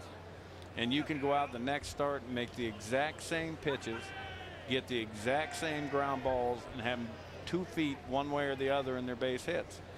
So I just think that these guys have made pitches to keep the ball off the barrel of the bat, and they're not making good contact. It's a credit to locating the baseball. Well, chance here for a 3-up, 3-down inning. Couple of outs here. Still 1-0. We only have 5 combined hits as we play on the top of the 6th inning. But there's a free pass. And now a guy that is still very much a good prospect in the Kansas City Royals organization, Kila Kaihua. He is Honolulu, Hawaii native, and he's a very big, powerful left-handed bat, trying to get everything clicking at age 26, but still, again, a guy that they envision developing into a power hitter as long as he can make that final jump. And with that last name, I'm pretty sure I'd be calling him K. I don't know if he'd like that as a hitter. Now, from a pitching perspective, a nickname of K is pretty cool. But from a hitting perspective, maybe double K. I have a hard time with hard names. And when I managed it in Atlantic City, we had a Japanese pitcher that I couldn't even begin to say his name. So the first day of camp, I told him his name was Bob, and his name was Bob the rest of the year. You know, people who don't hang around the clubhouse or on the field during any part of their following of baseball might not realize exactly just how many nicknames. I mean, I don't know there is a guy who's called by his real name in either dugout. For years, it used to be just end a Y to either the first or last name, but now they're getting a little bit more creative. I think Bob would be great for Kila Kaihua. Well, I can tell you this. Whenever I came in, all my teammates called me, "Oh, God." Well, this guy, yeah, this one here would be one of those for that shortened list. But, you know, we'll see Slamma here pitching to a guy who has a very good eye to go along with power. And, you know, a lot of made about it over the years. Of course, Moneyball came out, and people said, well, you got to know the strike zone. This guy is the OPS leader in the PCL. So he's got power, but he's also got a good eye. And you see this right here with Slamma. The pitch before that had very good tilt on it. That last pitch was a little bit flat. Anytime you're flat with the ball and you can't get the ball to move off the barrel of the bat, as you look here at K, his OPS, 1,047. That's pretty good OPS. And that's a great off-speed pitch right there. And Slamma gets him to roll over on a ground out to second. And that'll end the inning. So a good inning for Anthony Slamma. We're still 1-0 PCL going into the bottom of the 6th here on MLB Network. And we had Hector Luna earlier very nearly get out there to the bullpen for a home run. It didn't work, but they're just a sliver of moon, a little piece of cheese. That would be considered a crescent, would it not? Very good, Mitch. I'm very impressed. Now, MLB Tonight brings you all of baseball all night long. Catch the most dramatic highlights, plus analysis and live look-ins from the first pitch in the East to the last out in the West. That's MLB Network weeknight starting at 6 Eastern only on MLB Network. And if you really want to learn something, tune in on the nights that I'm doing MLB Tonight. I'm very knowledgeable. I'll tell you what. We have a bunch of guys on there that are a lot of fun to work with and know the game inside and out. So it's a good time if you're a baseball fan. Josh Banks in, and he represents Houston. We have a new shortstop, Luis Cruz. He represents the Brewers. And it's amazing what MLB Network, you know, the extent that they've gone to make that show just tremendous. If you're a baseball fan, you really have to watch it every night. You don't miss anything. No, you really don't. I mean, if there's anything in the game you want to know, you can tune into MLB Network and learn exactly what you're looking for. There isn't a whole lot we just skim over. Josh Banks, as you look at his numbers, 111.2 innings, 105 hits, 41 punch-outs. Not a strikeout guy. That one's inside the line. That's going to be extra bases potentially for Valleca. It hits that side rail. And now we have the second hit for the International League here in the bottom of the 6th inning. It's a leadoff stand-up double for the Reds prospect Chris Valleca. Went down to get that thing. And this is what Banks is after. He's after ground balls, and he got a ground ball, but just inside the bag at third, ends up with a double. Now Banks has got his hands full here.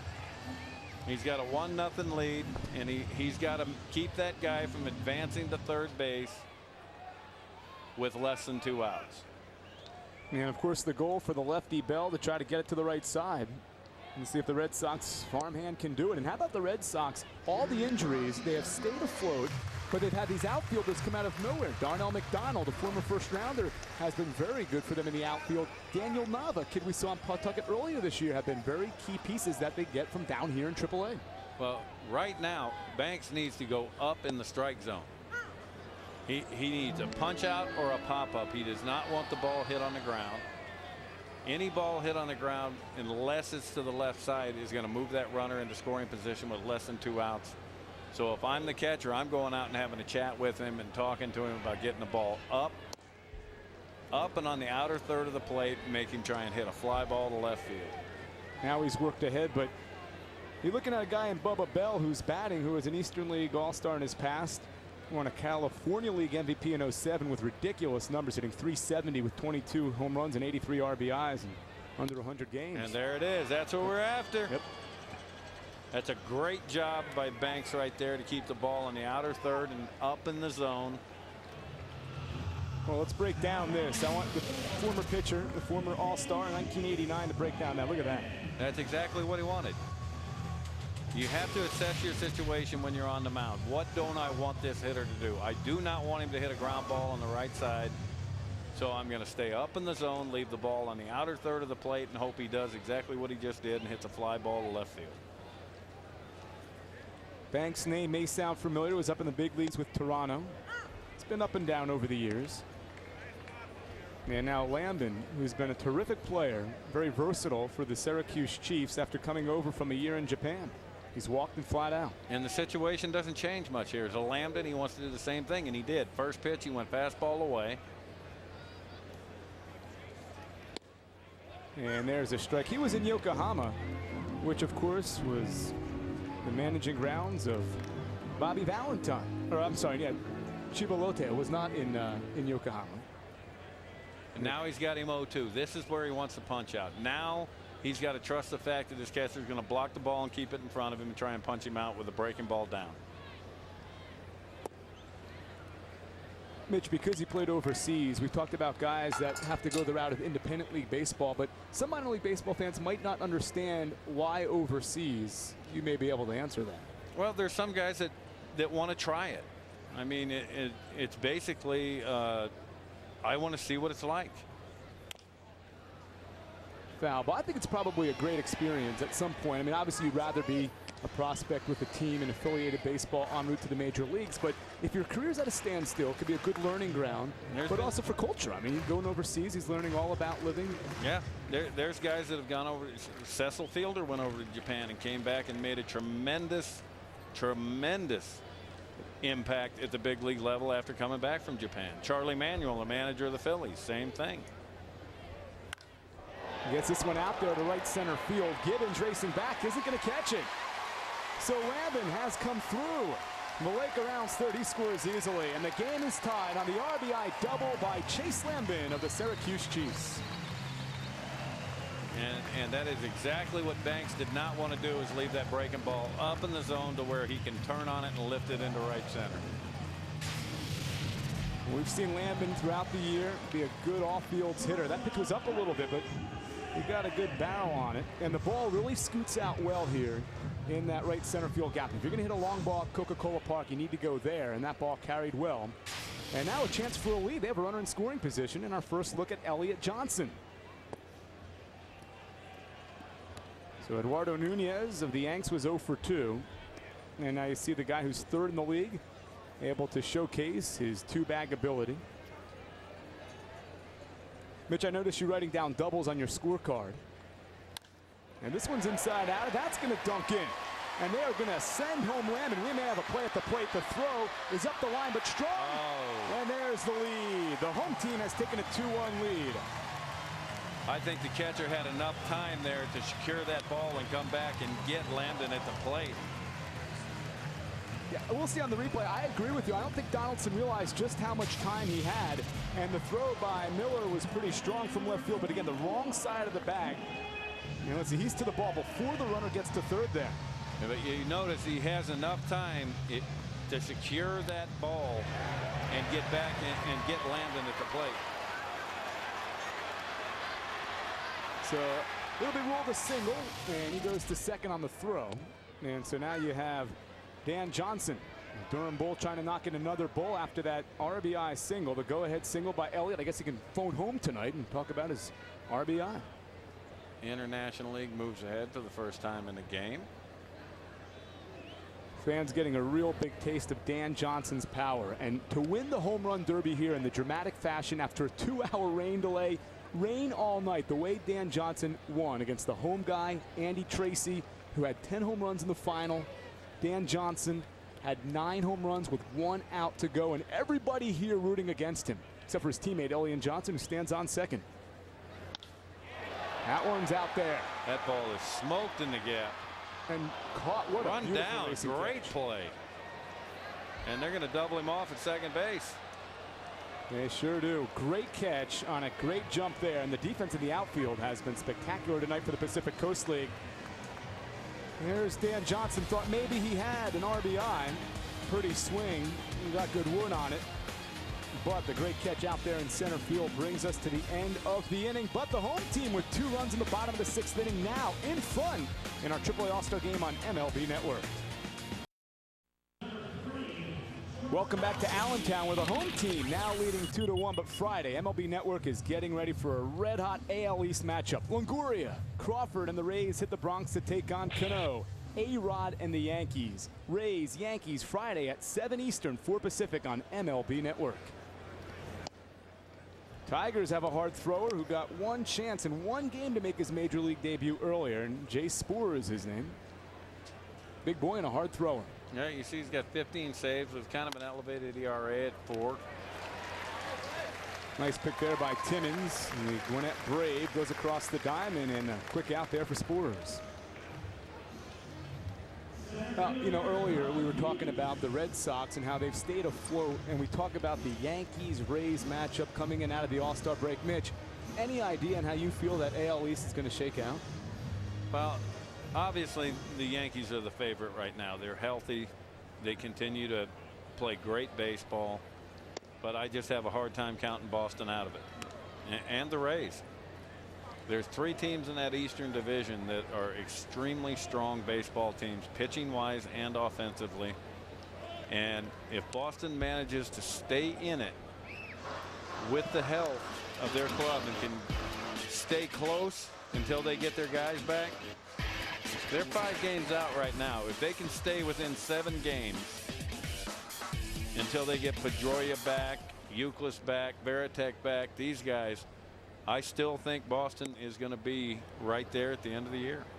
I would agree with you, and it'll be interesting to see what moves are made. Now, Boston may be fortunate that if it did have to have injuries, they were so early in the year. People thought they were counting Boston out, which was a silly thing to do. Deeds, the batter. Now, this guy is 0 for 2, but Mitch, we've seen him make some tremendous plays in center field because he's gotten a terrific jump, including that double play to end last inning. Yes, he gets a tremendous jump on the baseball. He's ahead in the count right now here, 3-1. He has one thing to do: look for a fastball middle of the plate. Didn't get it. Spores walks him on 5 pitches. And that is not what the manager of the International League team wants to see right now. You got a 1-run lead. You want outs. He came in, did a nice job getting the first guy of the inning out, but now he walks a guy on 5 pitches. Now he's got to get a ball hit into double play. That's what he's after right here. You know, we talk about his center field ability, and if you play the outfield, especially center field, you know, the commander out there in the outfield in the PCL, I mean, imagine all the wind sprints you're doing out there running from gap to gap every half inning. Well, there's no question. This is a big outfield. You can see the gaps. They're very large here. And you've got to cover some ground. How about Luna, a guy that was Rule 5 by St. Louis from Cleveland, was up for a couple of years at the Cardinals. Almost had a home run out of here. Now the runner goes on the pitch, and it's fouled. Watch out, our cameraman down there. Be careful. Well, right now, that's what the PCL is looking to do. They're going to look to put guys in motion and put pressure on the defense. They need a run to tie this game up. And we talked with Charlie Montoyo before the game, and he was very excited about the arms he'd have in the back end of his bullpen. We're going to begin to see them. Oh, wow. Yeah, we talk about scouts and when they write the recaps. Well, look at this. Look at this agility right there. Agility. It hit the camera. That ball smokes him if it doesn't hit the camera. Well, you see, he positioned the camera. These guys are so skilled. He's got that thing spinning. He's dancing, and he's okay. It's a dangerous place to be. Now this could be dangerous. Going back, Martin, will he have room? He will in the corner. And the runner has to scamper back to first before a double play, but that ball just wouldn't go, and Luna has really tempted the ability for a home run twice tonight, but he's 0 for 2. Hit that ball solid, going the other way. And in this situation, I know how hard it is to hit the ball out of here to left center and left field. But Spores has got to understand that he's got to make these guys go the other way. If they're going to beat him, make him take him deep the other direction. And with the fence and the way the wind is here, usually the right-handed batters who get that good topspin find balls that you think aren't going to go into the Bud Light trough out there. But that one just didn't quite have enough. And now Hoffpauir, who has walked and singled, he's 1 for 2. 1-run game. So we have an exciting one here for you on MLB Network. Matt Province, Mitch Williams, and a terrific crew. There goes the runner. Let's see Montero, and his throw is no good. Well, they stole that base off the pitcher. One thing you have to understand, especially pitching late in games when you've got a 1-run lead, Spores has not even looked at the guy at first base. That's why they're running. He hasn't changed his times. He hasn't stepped off. He hasn't thrown over. And when you're in a 1-run game, you want that guy to stay put. You do not want him in scoring position, because any ground ball through the infield now is a run. And we saw in the replay there even a perfect throw by Montero. Now Montero is under a big microscope. His name was in all kinds of news this past week, potentially going in the Cliff Lee deal. He's only 20 years of age playing in AAA baseball. Won't turn 21 until November. And he is as good a prospect, the top prospect in the Yankee system. And the one thing he's always done is hit, really until this year. He struggled initially out of the gate, but they want to get him to be a better defender. And it's going to be situations like that where he can kind of prove his worth as a defensive player. I can tell you right now, he could have had a .357 Magnum from Arm. He wasn't going to get that guy there. This might end the inning. It should. Timmons fields the kangaroo bounce, and a good stretch over there. That's Lambden. He does everything. And he makes the play to end inning. Spores out of the deal. We'll go to the bottom half of the 7th inning. Get up and stretch. It's 2-1 home team on MLB Network. Welcome back to Allentown, the host city here for the 2010 AAA All-Star Game. Matt Province, Mitch Williams, and we'd have a really good game on our hands now. It is 2-1 as we stretch out here, going to the bottom of the 7th inning. And we get our summary. And early on, Carlos Torres, a line drive ripped through the middle there. And that would score the first run of the game off the bat of Darwin Barney. Now, later in the game, a feel-good moment. Erik Kratz going to the big leagues for the first time at age 30. He's a local guy from 45 minutes away. Now, for the home team, they're able to score 2 runs in the bottom half of the 6th inning. And the key there was the RBI single as Elliot Johnson able to score Chase Lambin, and now 2-1 as we get into the later stages of the game. And all of a sudden, Mitch, the teams are even in the hit department after IL did not have a hit through 4 innings. Well, it all goes to show you that good pitching beats good hitting, and we've seen very solid pitching here from both sides. The International League able to bunch a couple of hits together and get a couple of runs home. And now they got to see if they can make it stand up. Big righty is McClendon. Timmons in his first at bat sends one out there. It's not going to get all the way out. By the warning track, the catch is made. And so Timmons is retired, out number 1. Now, Major League Baseball is proud to support Stand Up to Cancer. Visit standuptocancer.org to learn how you can help us in the fight against cancer.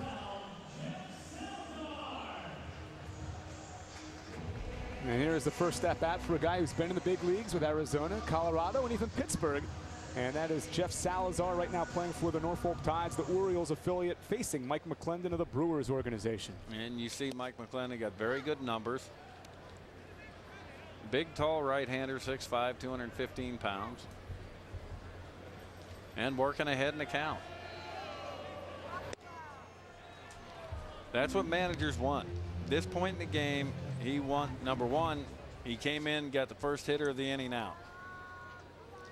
That's the first thing a manager wants. Get that first out, and again, gets him to roll over on a good sinker down.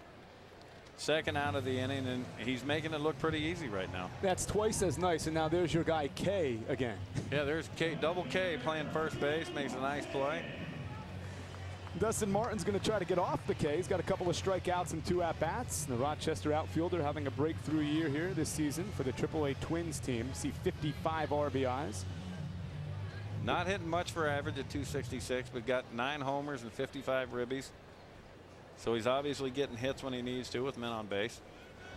McClendon, one of those guys that went down to get back up again, had to refine himself earlier in the year. And obviously it worked out. And if the Brewers decide to part ways with a couple of pitchers, perhaps an opening in that bullpen soon. This one skied to left, and Miller drifting under it.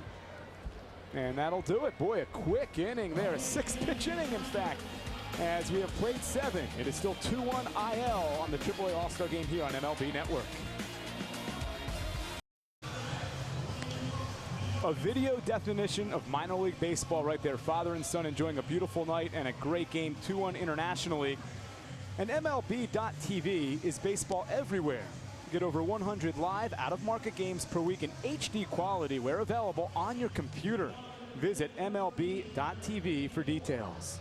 Isn't that great, though, Mitch, right there? That's minor league baseball. Absolutely. That's baseball in general. It's about families and fathers bringing their sons and daughters to games and teaching them their love of the game and passing it down to them.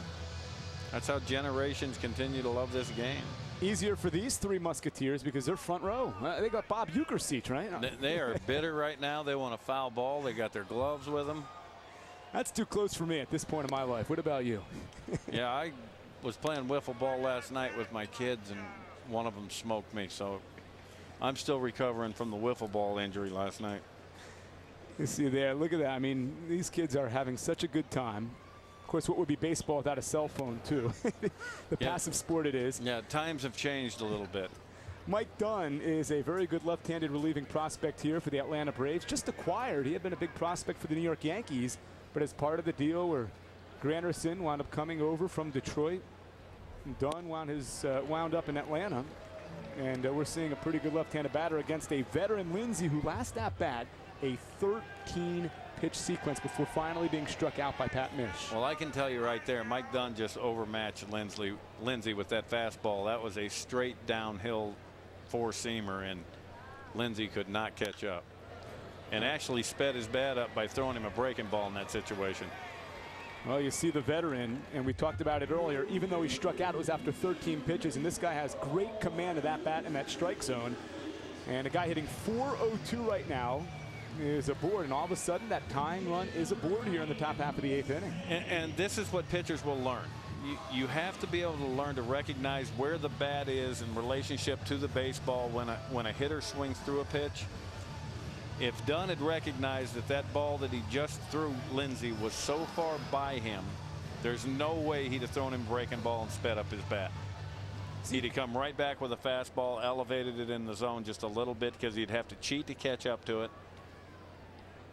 He did him a big favor, and you can see again, overmatched this kid with the fastball. He's young, 25 years of age, but a good prospect, a catching prospect. And you know, the Dodgers have done this remarkable job of taking guys who aren't catchers, like Russell Martin, like Carlos Santana, who's now up in Cleveland after the Casey Blake deal a year ago, and making them catchers. His adjustment's going pretty well, and he's hitting the ball. .312 with 11 home runs and 43 RBIs. Well, what Dunn needs to do here is understand that May was very tardy on that first fastball and just keep throwing it, change locations with it. See, that is complete overmatch right there. Gotta love that 95 too. Okay, watch the bat in relationship to the ball when the ball is that ball is completely by him. Now, instead of throwing him a breaking ball here, do the old walk the ladder, go a step higher with your fastball, keep it in the middle of the plate and throw it about neck high. Or right down the middle. Got him. Lucas May window shopping, and Mike Dunn, very impressive there, out number 1. And that may have had a lot to do with the fact that May watched what Dunn did to the hitter before and threw him a breaking ball with 2 strikes. And may have been looking for a breaking ball in that situation. And Dunn did what he should have, thrown him a fastball. And he climbed the ladder with velocity. That one 96 miles per hour. You give me a 96-mile-an-hour fastball and a mound, I will go have fun. Some of us, Mitch, will never know that feeling. But I tell you, give me a wiffle ball, I never will again. The game. Gibbons 0 for 3. And there's a strike. Yeah. Gibbons there 6th in the league in RBIs, and a lot of the managers will tell you sometimes you can throw out that average and throw out those home runs. You want guys with RBIs, guys who have the ability to hit when the pitchers bear down with runners on base, and those are the guys you want in your lineup. Stepped out on that one and chopped it foul. Count 0-2 on Gibbons. And judging by the way Gibbons went at that ball, we didn't have a behind the pitcher look at that, but I would say that was a breaking ball. He's got Gibbons buried right now. He's got options galore.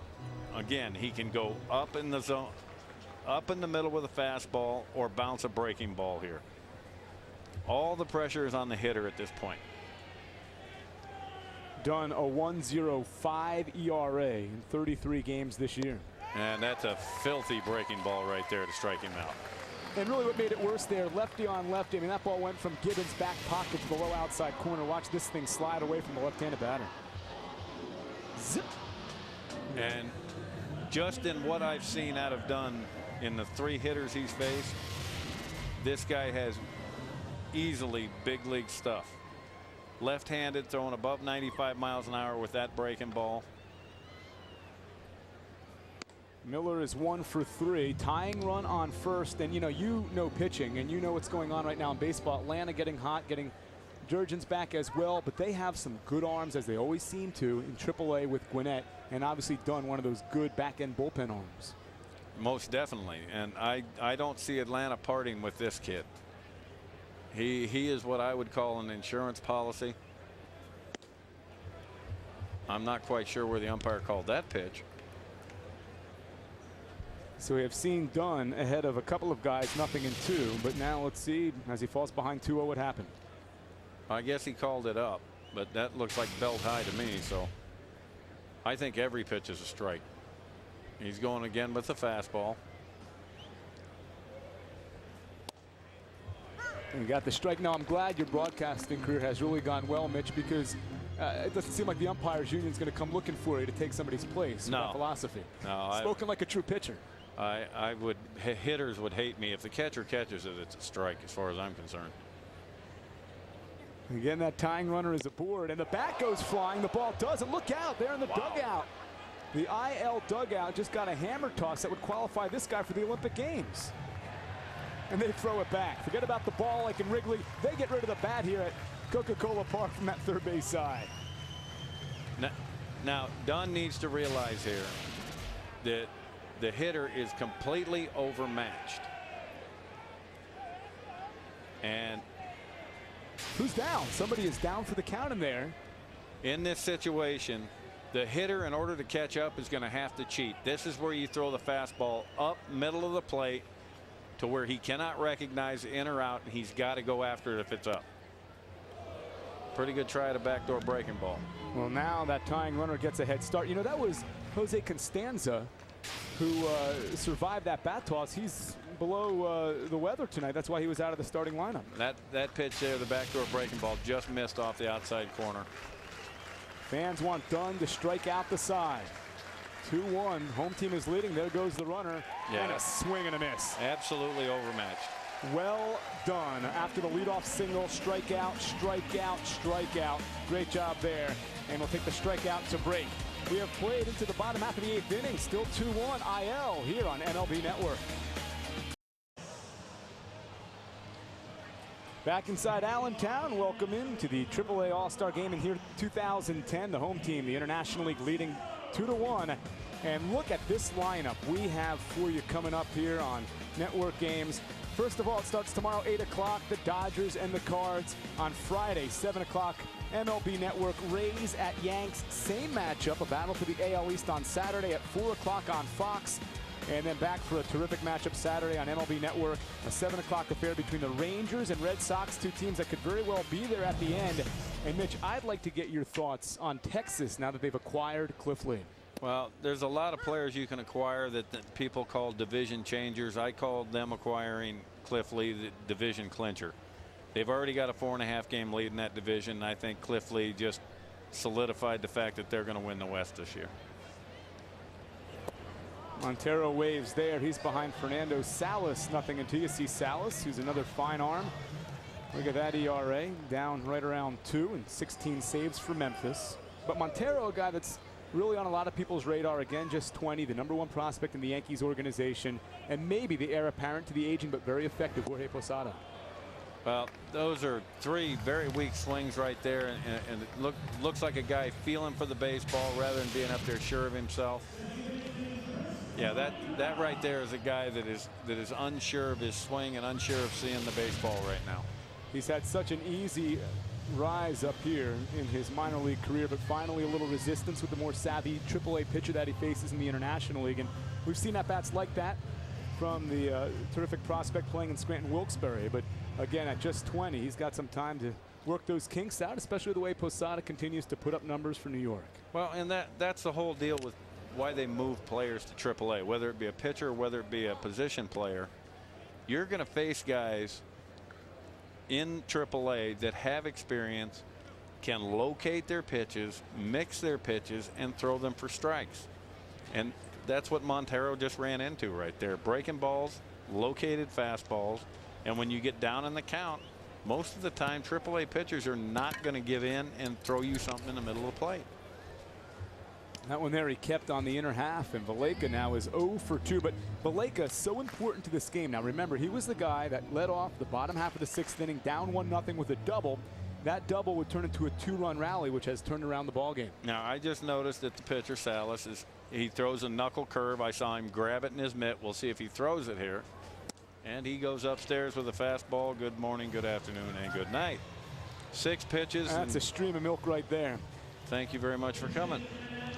Now, this copyrighted telecast is presented by authority of the International League of Professional Baseball Clubs Incorporated, the Pacific Coast League of Professional Baseball Clubs Incorporated, and the National Association of Professional Baseball Leagues Incorporated, and is intended solely for the private, non-commercial use of our audience. Any publication, reproduction, retransmission, or other use of the pictures, descriptions, or accounts of this game without the express written consent of the aforementioned parties is prohibited. Well, it's obvious Salas has come into this game extremely wild. He's thrown 7 pitches, all of them for strikes. He's punched out 2. Let's see if he can punch out the side on 9 pitches. Canizares, and who has there's been up. 8. Boy, he's got his stuff going. It all started with those breaking balls to Montero. That right there is that knuckle curve he throws. You see the downward trajectory of that breaking ball. That's the old 12-6. He's got him 0-2. really, really good 0-2 pitch right there. Not this time. We'll get a look here. Very solid mechanically, gets on top of the ball, finishes through before he peels out. I'm betting fastball upstairs right here. Game fastball a little bit low. You know, we talk about guys who have a hard route to Major League Baseball. Canizares made his Major League debut back a couple of years ago with Atlanta. This guy, 4 attempts at defection from Cuba. Right. Finally it worked out and he made it to the major leagues. I know we talk independent league baseball, but that's a struggle to get to the big leagues. Wow. Umpire Mitch Williams Salas disagrees with the call. Salas has made some good pitches. That was a marginal pitch, but a very good pitch. He's got him 3-2 right now. If he can throw a breaking ball in the zip code, he's going to punch him out here.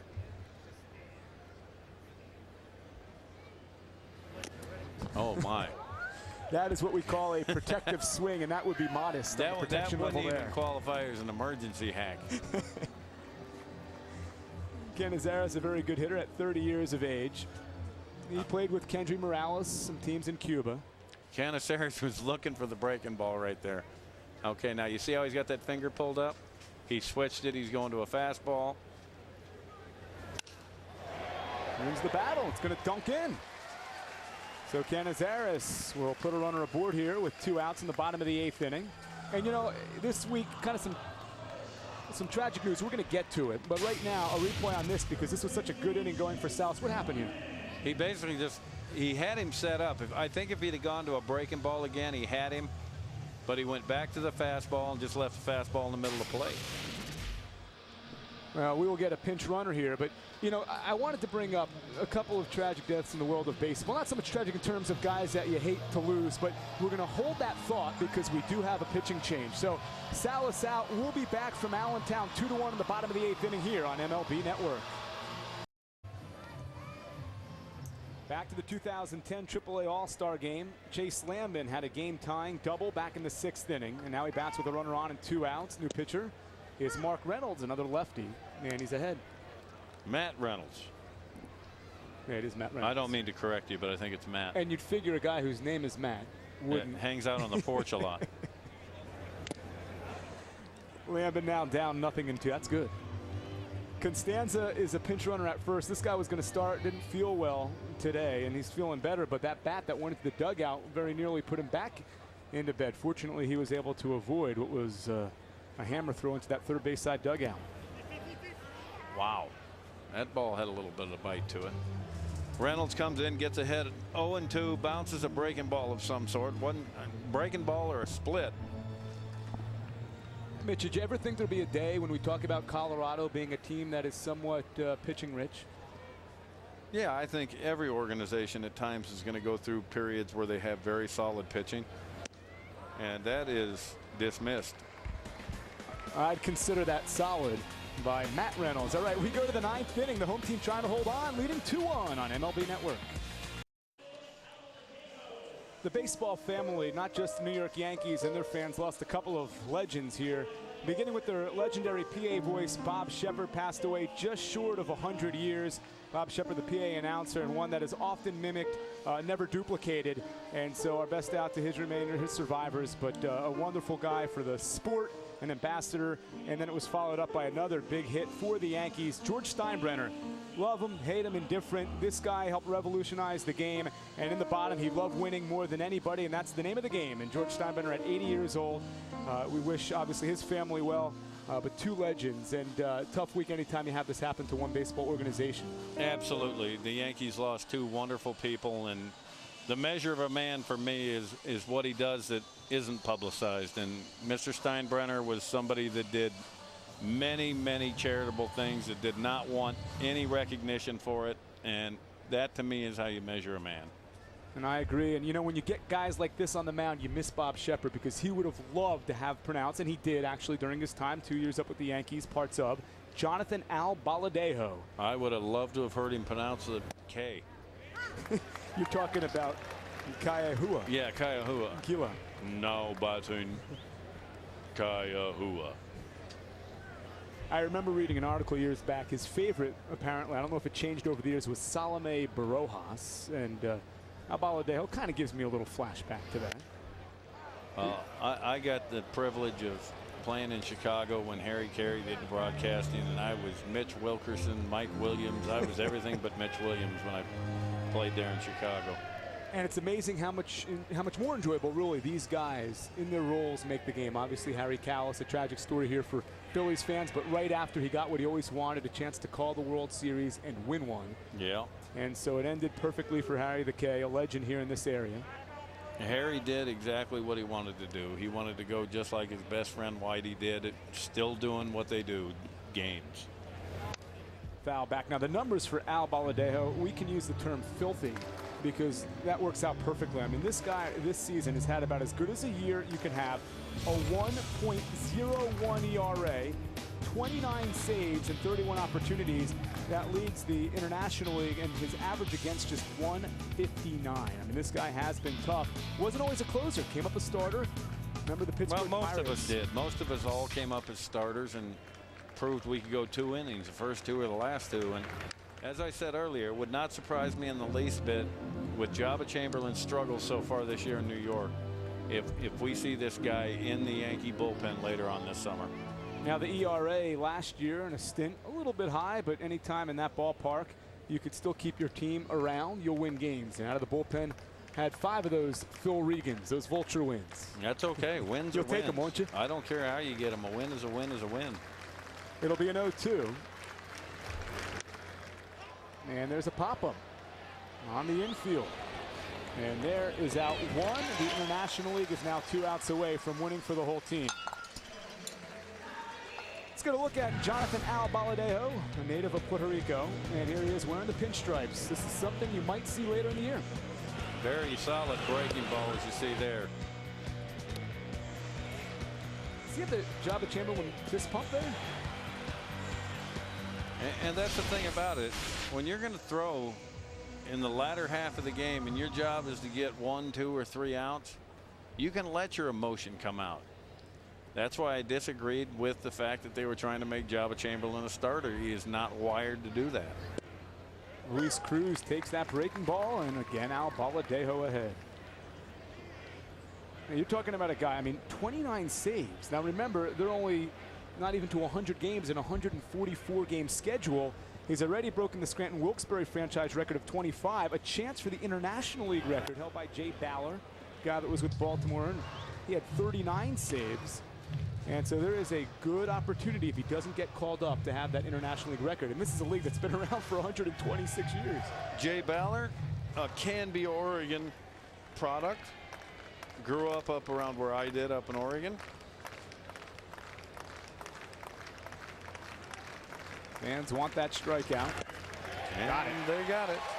Outstanding location there by Al Baladejo, or Well, just be thankful he didn't have to go up against Kai Iahua. see, now if he was my teammate, he would be buddy and partner a lot. Atta baby, buddy. Those Yeah. are legit strikeouts there for That's Jonathan not for the Albaladejo. first baseman for the PCL. That is how many punch outs there are tonight. Good story about this. Dan Keel, a local guy, came and started a K Corner halfway through the first year. All of a sudden, the K Corner grew to a thing called Noise Nation, a very cool indigenous thing here to Coca-Cola Park. And it is an area that has flourished with fans. They flock there every game. And had we not had it sponsored this year, there's a great look at it. They used to put up different messages with words ending in K to start the K Corner. And when this thing was announced, they wanted MLB Network with no K to develop into MLB Network throughout the course of this game. Obviously now with Wawa and the smoking coffee cup, not an option, but that is a pretty neat factor here that was added this year to this venue. Well, we are 1 out away from a very heavily pitching dominated All-Star game here in the AAA All-Star game. And here's a chance with Deeds batting to end it. A fly ball, can of corn towards the line, and there's your ball game.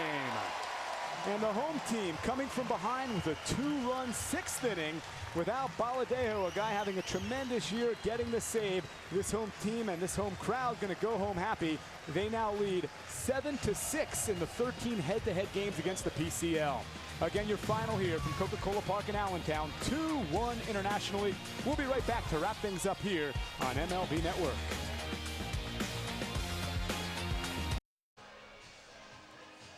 in a pitching-heavy game. It's the league that has the stats that show better pitching numbers, that comes out in front 2-1, 16 combined strikeouts. He only had 10 hits in the game and 3 runs, but in the end, that International League home team able to pull out the victory 2-1. You get a look at Erik Kratz celebrating. That was a big night for that young man. Oh, Mr. Erik Kratz, his next stop is Pittsburgh, Pennsylvania. It's a beautiful thing. 30-year-old, going to get his first opportunity to play in the big leagues, and it doesn't matter when that dream comes true as long as it comes true.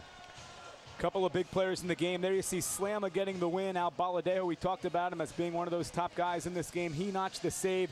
Chase Lambin, the house MVP, wound up with an RBI single to tie the thing. Elliot Johnson of Durham, an RBI single to give the IL that win. And Mitch, you know, a 2-hour and 20-minute crisp game in front of 10,000. The weather was great. The guys seemed to have a good time. I got to think a guy with your experience would say, you know what, that's what an all-star game is all about. It is, and it was pitching dominated. And being a former thrower, I don't put me in the pitcher category. I was a thrower. Tonight, these guys pitched and pitched extremely well, as noted by the 16 punch-outs in the game. It was very impressive. The guys that took the mound tonight in this game showed a whole lot of promise, saw some very good arms from these guys, and organizations have some depth at AAA. Well, Mitch, it was a pleasure working with you. First time I've gotten a chance. Awesome time. Thank you so much. Enjoyed it, Matt. Yep. Really enjoyed it with Mitch Williams. And now, tomorrow night, it's a playoff rematch as the Dodgers travel to St. Louis to take on Albert Pujols and the Cardinals on Thursday Night Baseball. Coming up next on MLB Network, stay tuned for Studio 42. Commissioner Bud Selig is Bob Costas' special guest. So, for Mitch Williams, I'm Matt Robbins saying good night from Allentown. Thanks for joining us for the AAA All-Star Game here on MLB Network. Stay tuned now for Studio 42.